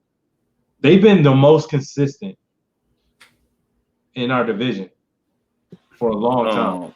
Perry's gonna hate you for saying that. My homeboy Perry hates the Titans, bro. I got respect for them. You know what I'm saying? I kind of feel about them to say, no, I don't. I ain't even gonna go that far. I don't like the Titans like that, but I'm just trying to give kudos where it's due. You know what I'm saying? What's that team you was about to say, brother? No, I'm not. Bro. I'm not about to say. No. Go ahead and put that on wax, brother. What's that team? No. I don't like it. No. I do like this whole like COVID thing because I got AJ Brown, and right before he had a knee injury. Go ahead and rest up, fella. Yo, what about Joe Mixon? What that boy did to the Jaguars, dog? Oh my god! You know, that was the best game ever against us, though. That is how bad the Jaguar defense is. You made Joe Mixon look like an absolute all-star, bro. Joe Mixon's raw though. He's like top. No, not lately though. Joe Mixon. I mean, because the Bengals are bad in general, but. No, but Joe Mixon is still like a top 7, top 8. He's top 7, top 8. He's not top 5, I don't think. He's outside the top 5. Too. You let Joe Mixon like that? Why are you shaking your head like that, ST? I don't like Joe Mixon like that. Like I don't know what you on. Like I just I literally just got a top 7, top 8, right? That's what top you said, 7, right? top 8, yeah. Okay, so let's look at these names. Let's see who I would take above him. I would take everyone. Zeke, Kareem, Josh Jacobs. Yeah. 3. Derrick Henry. Chubb, Aaron Jones, Cook, James Robinson. Man, hush. You just trying to be fake right now, bro. I mean, you know why he's higher on this list? Let's see, you named 7 right there. He's 8, bro. I mean, Alvin Kamara maybe. Maybe. Yo, I'm taking. I would take. Let me explain this to you. I would take. I would take Saquon's torn ACL I would take Saquon's torn ACL as a keeper for next year over Saquon. But I'm taking Mixon over Josh Jacobs. That's where we different. I like him better with the passing. He's a good pass catcher running back, and he's a 3-down back. He can block. I mean, Josh Jacobs is too, but I'm taking Mixon over Jacobs. Yep. Yeah, that's some real mid right there. But go ahead. That ain't no mid. That's mid, boy. Go ahead. That ain't no mid, bro. That's mid as hell. Don't smoke that one. That's gonna give you a headache, brother. Reggie. Let's go to these receivers though. Now, these receiving numbers, I like these numbers over just the yards because I like receivers that can get open and get catches, get receptions. You know what I mean? We already knew that D-Hop was going to be high on this damn list. Number 1 on the list with 39 catches through 4 games. What? But Amari Cooper right behind him, though. Well, that's also because he's been the benefactor of being behind throughout all the games. Those are like the James Harden numbers of like NFL football. You know what I'm saying? The most insufficient points ever, bro. Right. He's got 37. Keenan Allen, his are legitimate numbers. That's 32. That's with two different quarterbacks. Then we get to number 4 and 5 on the list, and we're just going to do the top 5. Alvin Kamara at 4 with 30 catches on the season so far. And Darren Waller with 29 on the season so far. Like I mean, he's not really like crushing Kelsey. Like Kelsey got 24, but I would have expected to see Kelsey higher on this list. But they've been spreading the ball around a lot. And I think that there's way too many. There's way too many receivers. Listen, I'm blessed that my Florida Gator DeMarcus Robinson signed a contract extension with Patrick Mahomes before everybody else wanted to jump on because money is going to get tight over there, boy. Mm-hmm. And just get on board, just win yourself a little championship. It's not going to get as tight as you think, bro, because Patrick Mahomes' deal is actually a little bit team friendly. He did it like that to structure it to where that they will have money to have people to keep people. Nico Hardman would be the sacrifice of that offense. No, and I hate to even say that because Nico Hardman's so nice, boy. You get rid of Sammy and keep Nico, and then put Sammy's going to be leaving anyway. I'm talking about when it's time to start dealing out more money. Mm-hmm. Nico Hardman's going to be the sacrifice because they'll feel like they can go find another fast guy as long as they got Tyreek. That's how who else is going to be that sacrifice? Whoever is on that defensive side of the ball. Oh yeah, that defense is about to be cheeks, boy. Yeah. And like, hey, like they're gonna be praying to hit on like these late first round running backs a lot. Has Tyreek Hill touched money yet? Yeah, he already touched money. Yeah. So they've re-signed Travis Kelce, Patrick Mahomes, Tyreek Hill, DeMarcus Robinson, and Mecole Hardman still under his rookie. Mm-hmm. Yep. I don't think Mecole is too fast to be. Mecole is too fast to be a sacrifice like that, bro. I'm sorry. No, I'm gonna have to wait and see, though. I'm going out on the limb, and I'm saying they're gonna keep him. They're gonna find some way to keep him because they all taking pay cuts to stay together. That's what they're trying to do. They're trying to run a dynasty, bro. They're talking dynasty talk. We could be the Heatles out here. Look, I hear what you're saying, Jay. But there's comes a point in time when people ain't about cutting their money. Okay, hey, like all of that sounds fantastic until you say, hey, we're gonna shave off $10 million off of your whole deal. Wait, a whole 10? Are you taking pay cuts to play with the Chiefs? I'm taking pay cuts. Heck yeah, I'm taking pay cuts. I'm taking hella pay cuts. I mean, what promotional money you getting? All the endorsements, all that stuff you about to get? No, this is how I look at the Chiefs.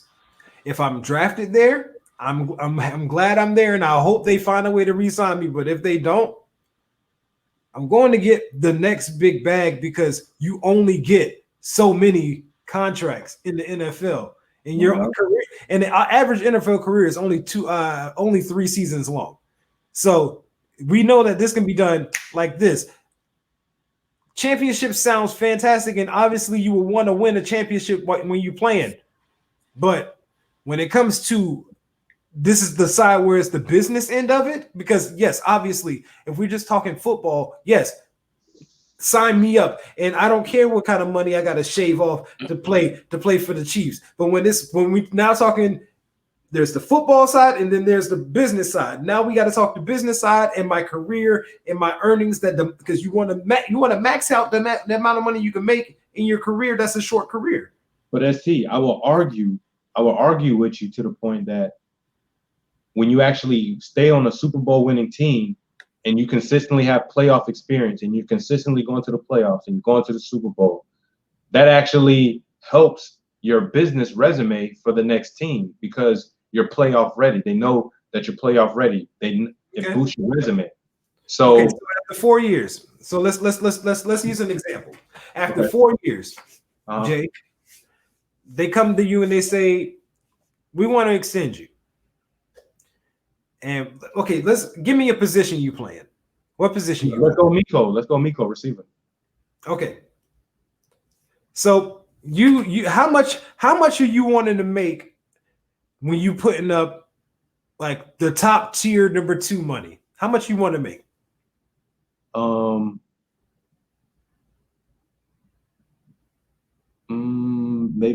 Maybe 12. Okay. What? Okay, so fair enough. 12. You said number 2 money. You're a number 2 receiver. Yeah, exactly. Because that's what they're gonna have to pay him. They're gonna have to pay him the number 2 money because he's not their number 1. He's not the number 1. I'm giving the deal. But you're an unrestricted free agent. Right. And then Philly comes to you and they say, "We want to make you our number 1 and we'll pay you $22 million."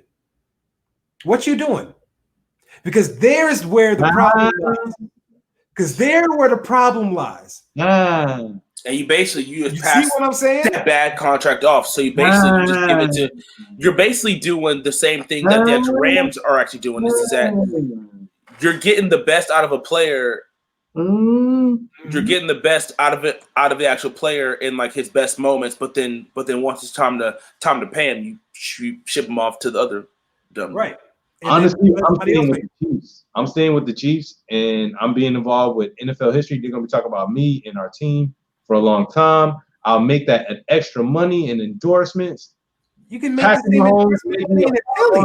Kansas City Royals as well. if you go over to Philly and you're the number 1 and you ball out, you're getting those same you're getting more endorsements than a Tyreek Hill, or Tyreek Hill ain't getting no endorsements. But you get more, but really nobody on the Chiefs is getting them endorsements. Those are all Patrick Mahomes endorsements, okay? I don't believe that. Name me one commercial you've seen from anybody else other than Patrick Mahomes. That's national. What about local? Regional? Okay. Maybe they got stuff that we ain't seen. Okay, great. So I would rather try to get to the national. And guess who is not going to be the national guy for the Eagles? It ain't Carson Wentz. So you thinking Miko need to go to the Eagles? No, I'm just simply saying like that's a scenario. I was saying that's simply a scenario. You know what I mean? Like because you were saying think about it, SC. I mean, it's a win-win situation. You stay on this team, you make millions, and you get championships. You go to the other team. You still have a chance at the Super Bowl, but you just make more millions. It's a win-win situation. So that's exactly why I used Philly, because I knew you were so steadfast on like, nah, bro, I'm sticking with the Chiefs, and I'm like, there are scenarios that would say, I don't know, dog. Yeah, at some point, let's just say that they end up being a 2-time Super Bowl champion. That's a legacy good enough. I mean, you've taken discounts to be with that team. Now it's time for your actual payoff. I don't think that it's about sticking with that one team forever because it's going to bring you a cement. what I would do is after my 4 years is up, I would sign a 2, maybe 3 year deal, and then after that is up, then I'll be done. That's too damn, dog. That's like 8-9 years into the league. That's 2 That's to like 3 years. 8 years That's into the 2 to league, 3 yeah. years of your You prime. made millions. That's 2 to 3 You years know of what I your prime. He isn't looking at You're this logically. you're missing out on a whole lot of money right now. You're missing out on so much money, and you're still gonna be able to possibly make it to the Super Bowl. And you're still risking your life every single play. When you leave, you're 28, 29 years old. No, Jeremy, that's not when big deals happen. They happen like 26. Yeah, I know, but and then you want that last one. Yeah, but you can still sign another big deal after your last one. No, like, Jeremy, that's not how that works, though. Yes, that's not how anybody would play that. If they're willing to give you number 2 receiver money, then that means you're that dude too. That means that I can go get paid 1 money somewhere else. Mm-hmm. That's what that means. Correct. So why not go get the 1 money, Jeremy? That's what I'm saying. I don't think you're here. You're not hearing what we're saying. You only have so long to play this game. I hear exactly what you're saying. What I'm trying to tell you is, go for the legacy, go for the rings. That's going to certify your bag when you make your next move. You can ask for more money because you got more rings. You're worth more. To who? He already has a ring. That's what I'm saying. It goes up even more. Your stock you value. You already have the ring. Like, hold on, wait. Hold on, wait. Can I have it? Can I have it?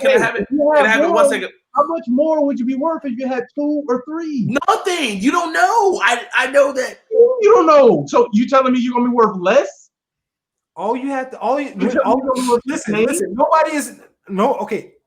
If somebody said, "Hey, man, I'm a Super Bowl winning running back," fire. I'm a 5-time Super Bowl winning running back. I mean, that's fire, but you still won the Super Bowl. Like, bro, come on, bro. No, I can't let y'all get away with that one. We got to move along. No, I'm not going to let you sit here and drag this down. I'm a 2-time champion. There's a difference between a 1-time and a 2-time champ. Do you see how ridiculous that shit sounds? Move along. Let's go. Exactly. Okay. If you don't believe exactly. If you don't believe no, we don't believe you, Jay. We don't believe you. Time out. Why isn't Drew Brees considered the best quarterback of all time? He only got one. We don't believe you. You need more people. You need more people. And there's only 3 people on this pod. And 2 of them said, "Nah, fam." So we moving along. All right. Hot cleats of the week. Hey, Bigsy.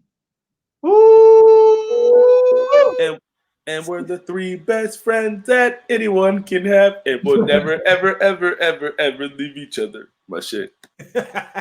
So Stephon Diggs had the hangover cleats. If you're checking this out, if you're listening to this on the pod, you will need to go to the YouTube video that will be dropping relatively soon. Yes, man, these are some fire ass cleats, bro. Jesus. Dang, them things clean, boy. Hey, but I will say, side note, the greatest pair of football cleats ever made, the Nike Vapors. Ever. The original. Ever. Debate with your mama. Best football cleats ever made. The Nike Vapors. The original ones. The Vapor 1s and the Vapor 2s was raw. Yes, sir. With the Nike check in the front. Yeah, them things was. Woo! Oh, man. You know what time it is, though. Oh, bro. Oh, it's getting bright out here, man. Oh, snap. I am not prepared. So Roth is on. I'm not even prepared. So we just gonna have to get my eyes blown out around here. Pause. You know what I mean? But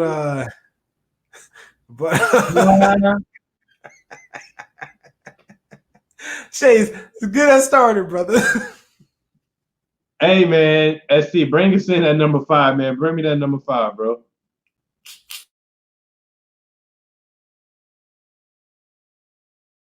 Number 5. Use check. 3rd down and 7. A little flip here to Ayuk, the rookie from Arizona State. and he'll bust it inside the 20 and the 10, and look at that, he hurdles his way into the end zone. Touchdown over Marcus Epps. Here is a kid who led the nation last year in yards after the catch, and he's doing it again. Touchdown last week. They wrap up a 7. Boy, when they get Debo Samuels back, It's a wrap. man. Hey, ST, bring me number 4, man. Let me see some good highlights. Number 4. Debut as he jars the football loose, gets it back to Josh Allen. They'll try to build on a 7-point lead. Allen taking a shot up in the air. It is caught. Allen dropping a dime, and Diggs with a stroke of genius. Wait till you see this route, Spiro. Just a clinic on how to turn around a defensive back. Fake to the corner, come inside. There is nobody else in the middle of the field. Watch this route. Turns him around, and then Josh Allen skins it down the field for a huge play. The Bills are so aggressive. By far. Josh Allen, I'm going to need a better ball for a touchdown. But ST, bring me number 3. Number 3. We approach 4 minutes to play in this opening quarter. 2nd and 9. Buccaneers driving again. Brady Intercepted, picked off by Michael Davis, and Davis is going to go all the way. Pick 6, touchdown, Chargers. Davis read it perfectly and stepped in for the score. Do you remember the first series of the game when we caught Michael Davis looking back at the quarterback and Mike Evans beat him on a route because he didn't see the ball? This time he had his eyes on the quarterback, but he could see the receiver as well. That's called a cluing technique for cornerbacks. You clue on the receiver, you clue on the quarterback, able to read both, and on the break point. Tampa Bay, I'm going to need you to take that play out of your playbook. ST, bring me number 2. Number 2. Watch the route by Allen. It's an out and up, and then come back to it. And Carlton Davis he's in great position. How does he not get that football? And that's what he's going to be asked in film. That's what he's asking himself right now. He could not have played that better. And Keenan Allen goes up, catches it, gets both feet down. What a tremendous play. They are not going to give him the first down. He's a half yard shy. That was Jerry Rice-esque. ST, bring me number 1. Oh my God. Number 1. Mayfield on a fake, flip to Beckham, and he gets away. Now Beckham has room to run. Odell Beckham cuts back. Odell Beckham Jr. all the way. Touchdown, Cleveland.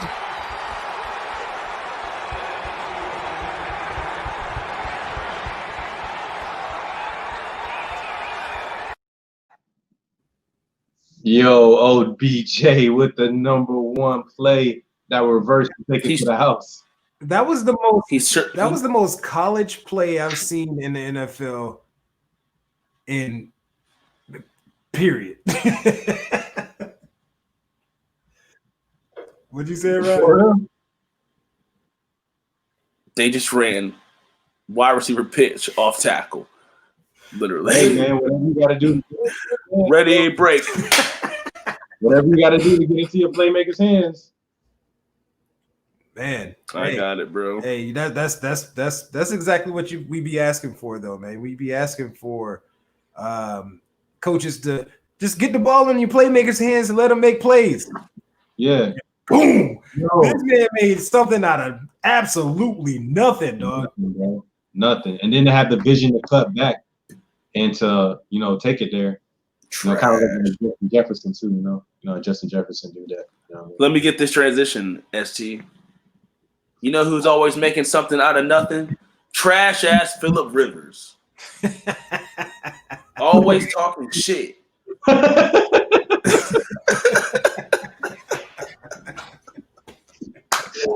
Tell me I saw that audio, bro. No. Somebody break this to me because I haven't heard this story yet. Okay, look. Let me just tell you something. Philip Rivers is the most elite shit talker ever in NFL history. Bro. You gotta go to the Hall of Fame. This dude, real deal. He goes, 28 beat you to the outside, and linebacker, he starts talking shit. It was Roquan Smith. And all of a sudden, Philip Rivers, he goes, what? He goes, timeout. He goes, what'd you say? Like, Philip Rivers just talks shit to anybody, bro. Like, he just don't give a fuck. And he don't cuss. Think about the quarterback at the line, right? The quarterback is at the line, about to call the play. Then he looks at 58, and he's like, 28 beat you around the corner. Before he calls the play, and then Raekwon starts talking, he's like, what? Timeout. Yeah. And then he goes to talk to him, like, yeah, in the corner. Like, nigga, I'm like, nigga, play ball. Why you? Yo, Phil, don't be out here wasting my timeouts like this, Phil. He be in the huddle talking about dadgummit. Daggone it. Like, you be hitting him with that Bobby Bowden special. You know what I'm saying? Speaking of that, prayers up to Bobby Bowden, by the way. Prayers up to Bobby B, man. Hope you're feeling better. Please recover from this COVID shit, man. Damn. We actually got some. They actually got some really bad news. I hear on Twitter that the ambulance was at his house earlier today, so we'll hold off on that. But please, prayers up. Prayers up, Bobby, man.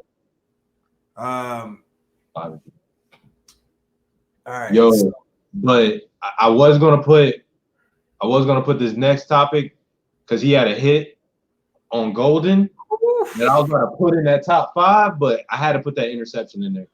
No, boy, do we have the video of the Jalen Ramsey? I don't, because he did not even mention this to me. But that tackle was textbook, boy. That was a good ass tackle. No. What the reason why I put it in, I took it out. I had it in there originally. Jalen straight up ran through somebody else to get to Golden. Oh yeah, bro. Like he straight up manhandled and like made the dude like hit the ground, and didn't have enough effort or didn't have enough strength to stop Golden in his tracks and flip him like straight up. Literally ripped this man, manhandled this man, bro. NFL blitz style, bro. There was some. There is hella drama, and that needed to happen. Yeah, that needed to happen. Yeah. So, Dry, go ahead and take that over, bro. What are you talking about with that, man?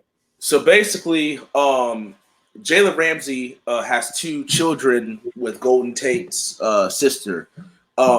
Basically, Golden Tate has not appreciated the way that Jalen Ramsey has been doing his sister. So this has been a beef that's been going on for about a year. Has been treating his sister. Let's not say doing his sister, but how he's been treating his sister. Treating her. Oh, not doing her. I'm sorry. I apologize. Treating his sister. My bad. So basically, they had the mindset of if it was on site, I support it. You know what I'm saying? If that's how y'all want to handle business, that's how y'all want to handle business. But I will say that it is kind of corny of Golden Tate to have this I want to stand up for my sister stance, because y'all remember what Golden Tate did, right? Y'all remember that Percy Harvin beat Golden Tate's ass during the Super Bowl, remember? Yeah. And that was because Golden Tate smashed Russell Wilson's ex-wife while they were married. That's right. I remember that. So it's hella. It is hella fucking corny for Golden Tate to be freaking jumping at 20 like that just because it's his sister. Now, I'm not saying that nothing's wrong. I'm not saying that anything's wrong. This is my personal opinion. Here's the thing, though. You got to go into specifics of why he's pissed off. He's pissed off because his sister was pregnant, and Jalen or whatever didn't work out with her, but he went and got a new girlfriend with a Las Vegas dancer, which he's more than inclined to do. You know what I'm saying? But Golden feels some type of way because his sister was pregnant at the time where Jalen left her while she's pregnant. Everybody knows, anybody that has a child or whatever knows when you're going through it with a baby girl or your wife or whatever, when you're going through a pregnancy, it's very difficult. So Lord knows what was said or what was not said. So I'm not saying Jalen's right. I'm not saying Jalen's wrong. But what I am saying, Golden Tate is upset because he left during when she was pregnant or whatever, and then you go get a Las Vegas girlfriend, you flaunting it on Face or Instagram or whatever, and he's like, yo, you got a kid over here, and then you got this other girl pregnant. Why you over here posing with these other chicks? Why you ain't here with your family? And he probably like, because I ain't want to be. So, because you don't know what she said to him or what really happened. So I don't have nothing negative to say against that, but I will say that's why I go to Tate upset. Yep.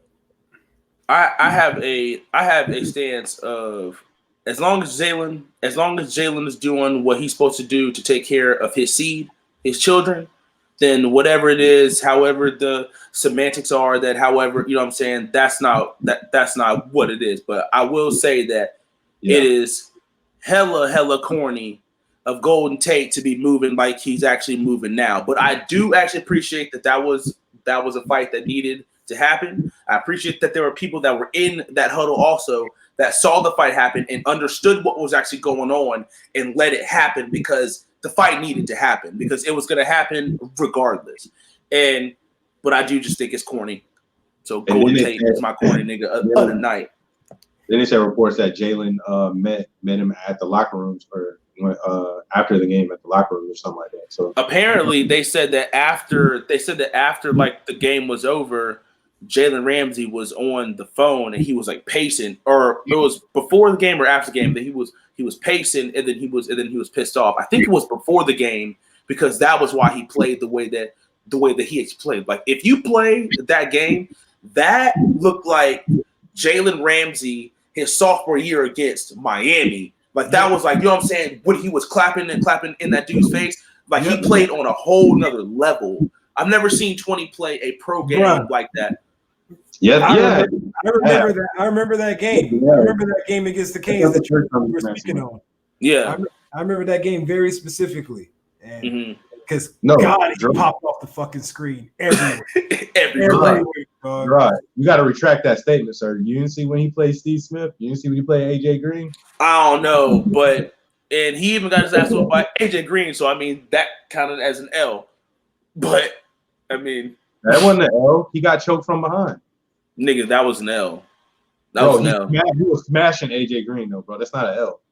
AJ Green, you don't get an L. The fisticuffs, nigga, you lost. No, you don't get an L because a nigga do a sucker move and choke you from behind. That's not an L.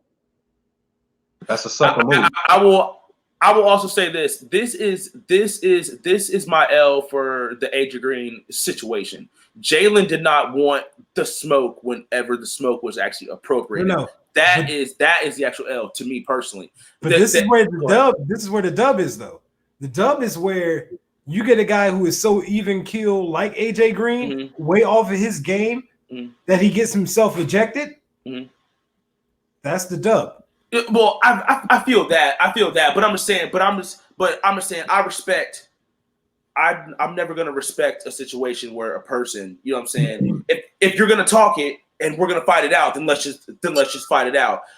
Don't ask for the fight and then go run from the fight. You know what I'm saying? Fight back now. You know what I'm saying? If that's what you want to do. It's almost like the AJ Johnson and then the Cortland Finnegan, who won that one. Andre beat the piss off that boy. And that was literally the same thing. The AJ Green and the No, that wasn't. Man, close enough shit. Bro. He got choked from behind.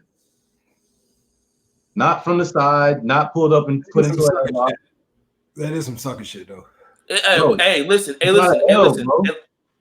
man. Hey, listen, man. It go down how it go down. Now, when it hold on. Now, hear me out. It go down how it go down. I'm not here to judge sucker shit or not. What I'm actually saying is that whenever the smoke is there, you need to meet the smoke with the actual same threat. Don't be trying to run from it now, and you were the person that was actually pushing it the whole time. We're here now. You know what I'm saying? We're here now. You feel what I'm saying now? No, bro, you can't say that. If I can see if you saying that if AJ Green bucked up to him and then Jalen Ramsey tried to walk away. No. Who do you think was the aggressor in that? No, he's keeping it in the lines of football. So who do you think was the aggressor in that situation? What do you actually think that it takes to get an even kill person like AJ Green to the point of doing that? What do you think? Trash talking him in No. So now, hold on now. When you guys say that, understand that AJ Green is coming from Georgia. He's probably dealt with a whole bunch of fucking trash talking. All right. So I'm gonna guess that Jalen Ramsey is doing what he's doing, and then that's fine. You jump AJ's out of line. You jump out of line. Hold on. You jump out of line. You jump out of line. Who do you think jumped out of line to make this happen? If we were betting on it, what's out of what? Okay, so what's out of line? What's out of line? I don't know. What I'm gonna say is that when I play a actual sport, I'm as much shit as I'm gonna talk. I'm not looking to fight anyone unless we start getting personal, unless we start speaking on someone's wife. You know, do you know what I'm saying? Family things that are actually outside of football. Who do you think would actually do that first? Bro, Jalen was calling him soft. Huh? Jalen was calling him soft, and he didn't like him soft. Do you think that soft is what got AJ Green to do that? Is that what you believe? Listen, hold on. Wait a minute. Let me actually answer you, because every time we answer you, then you cut us off. This is my thing. AJ Green was not only getting shit talked the whole game, he's also getting owned the whole game. There's the difference in what all the other shit talking that AJ Green has had to deal with all of his damn career. Oh wait, and then there's more. He was getting rocked. Exactly. And then he called him soft. And guess what? After getting your ass whooped, and then he called you soft, and then he keep locking you down. He found a way to get under AJ Green's skin like no other great quarterback and cornerback in this league has been able to. Because not all great cornerbacks are good shit talkers too. Like, so if you shit talk. Okay, then. So once we get to that point to where he has gotten under AJ Green's skin and we are at the point of fighting, don't run from me now. Fight me. Because we are actually here now. So you have hold on. So we have I get it. I'm fine with it. If you want to say that Jalen Ramsey got under like AJ Green's skin, that's fine. However, whatever actually AJ Green does, just like my whole 1, 2, 3. So it's Jalen, then it's AJ. So let's fight now. But to me, I feel like that people want to talk shit, but then whenever it's time to do something, then we're like, like in the sense of the game. I just think it's we're talking shit in the sense of the game. Like, but talking happens on the field. And if I call you soft, then if I call you soft as a corner and you're a receiver, you got to come out here and burn me. I'm going to say. Hold on. Let me get my thought off here. Go ahead. You gotta burn me, but this is my thing though. When did he run? And since when does pulling a sucker move like I'm gonna choke you from behind instantly make you like that? I'm not saying that you should meet the same energy. But where was the running? But this is what I'm saying. Where was running? You're saying he's running. He didn't run. Run from what? It's not like AJ stepped to him and then he tried to run away. That never happened. Jalen was already running away, and then he choked him from behind. Hey, I'm just saying that at the actual moment that it is time to fight, do not be surprised that we are fighting. That's all. That's all that I'm saying. Do not be like. I hate the people that will actually like enforce something and then be like, well, I don't know how we got here. Well, I mean, it's because you've been talking shit. Like, it's because you're not. Do you know what I'm saying? And I'm just gonna say this. I'm gonna say that AJ Green has probably been like one of the most even-keeled person, and this actual topic is being started because the other person got into another fight. So I think that we know who the actual aggressor and the actual annoying person in this actual situation is. Jalen 20 had to do a lot of actually growing up from actually those actual moments here, and he's still doing actually them now publicly. Sure. You know what I'm saying? So I don't. And annoying doesn't mean that you got to go then choke somebody from behind. But let's move along. We got college football coming up this weekend, guys. I know y'all guys got South Carolina. No, we already beat them. Oh, wait, y'all beat South Carolina. Who y'all got this We week? got A&M at noon. Texas A&M? Yeah, they're Swamp Things. We will be talking about that tomorrow, but we will see how this defense is going to tighten up. We'll see. Yeah, but DeMarcus Bowman, baby. DeMarcus Bowman, baby. Anyways, go ahead. Ooh, big one. Big one. ST. Ooh, here we go. To the green. Hey, go ahead. Let it ride one time, my dog. First off, for any of the Canes fans that's listening right now, first off, we got some Canes over here. Second off, they say if you scared, go to church. Well, I ain't scared, and nigga ain't been to church in a hot minute. So I'm gonna let you know right now, bruh. ST, you scared? Hell no. I ain't scared, and I ain't going to church, brother. So, with that being said, I fully expect a W this weekend. Will it happen? We'll see. I have been able to look at Clemson throughout the first couple of games this season, especially the game on Saturday against UVA, against Virginia of all teams. And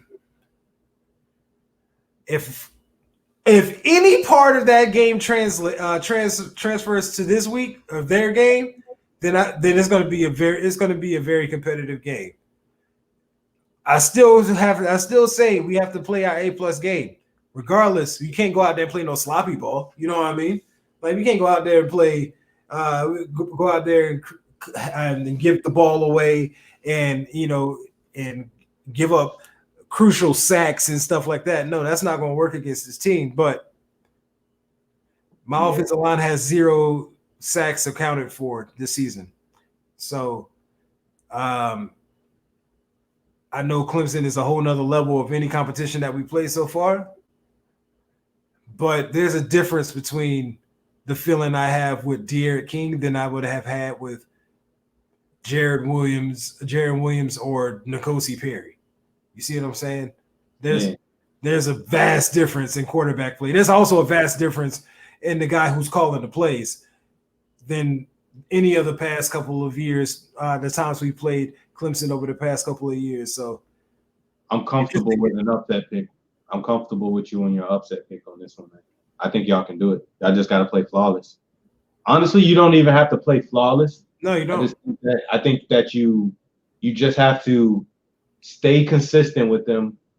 Don't let them get too far ahead, and stay on their butt. Like, answer firepower with firepower. Stay close to them and wait for them to make a mistake. Because I think Trevor Lawrence, when he gets pressured, and if you put him underneath enough pressure, he'll break a little bit. That's exactly what I was saying. That's exactly what I saw when I watched the game against Virginia. I'll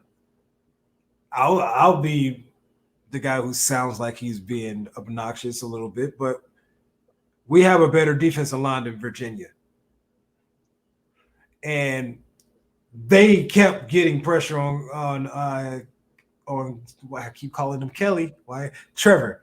Why I keep calling that boy Kelly? I don't know why I keep doing that. But Trevor got pressure put on him, and he was making, especially later in the game, he was making some errant throws that could have easily been picked. And I'm like, boy, do you realize what happens when you give us an opportunity to get a pick? We already know that the turnover chain gonna come out. So, and if that turnover chain come out, that thing does something for the momentum of the team, like nothing I've seen for this team ever. Like, literally, once one chain comes out, I feel like we're instantly winning. Bro, honestly, I really want to see this game, but I think I would rather draft De'Aaron King than Trevor Lawrence. That's a bold statement. That's very bold. Get me off of this goddamn podcast right now. Yep. I think I'll take De'Aaron King. I want to see it. On the game.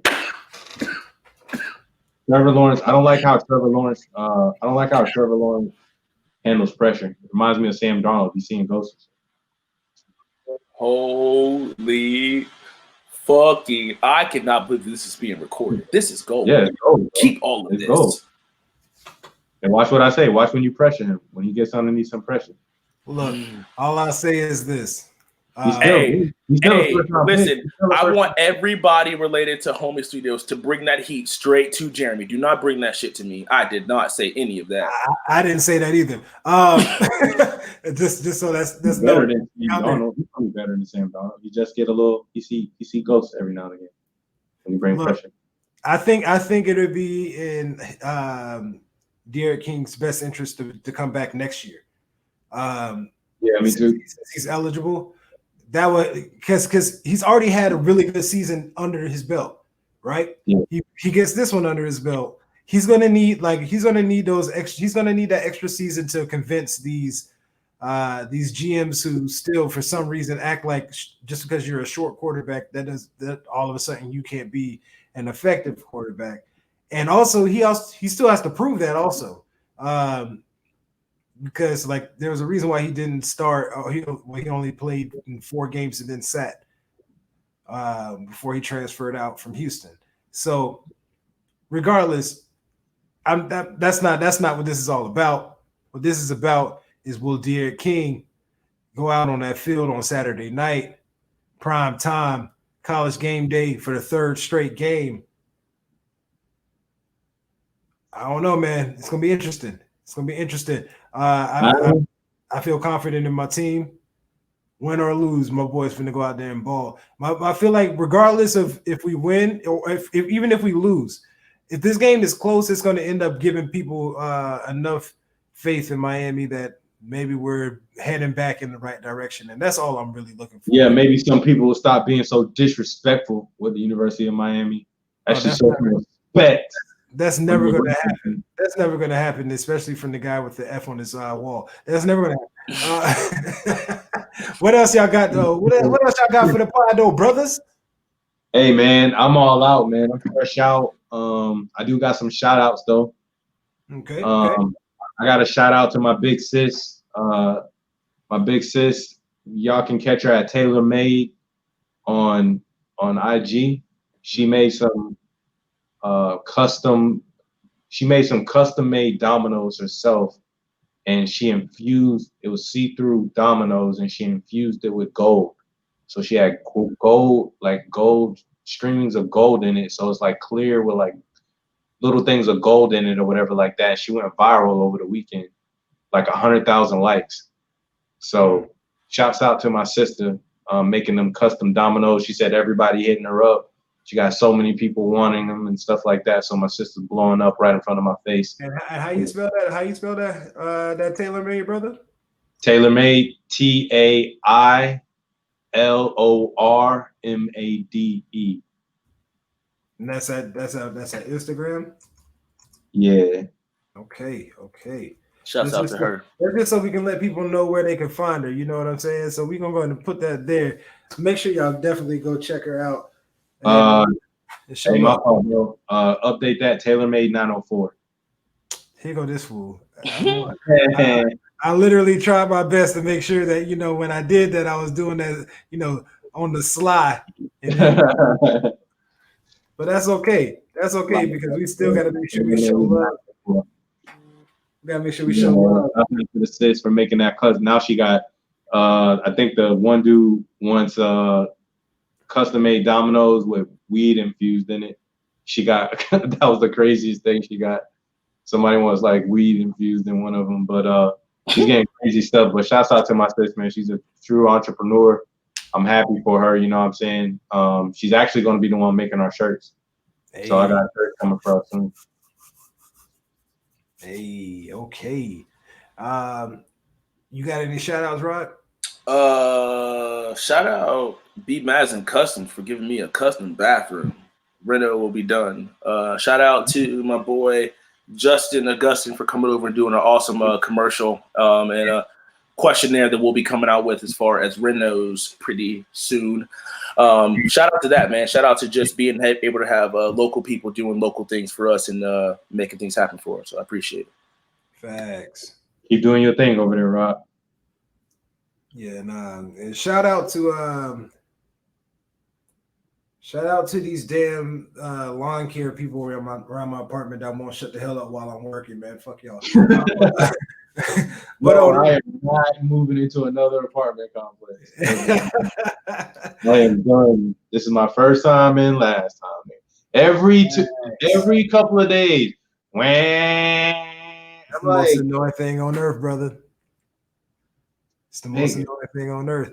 But until next time, this has been Homie Studios. It's been your boy ST, the homie Rob, the homie Shades.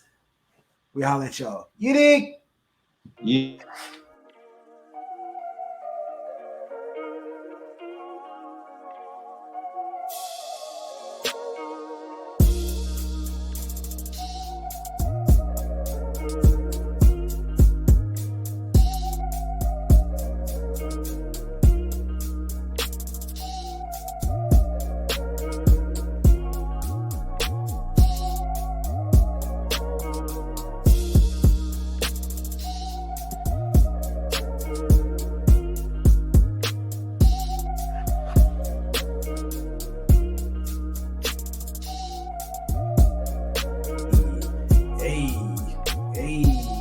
Hey.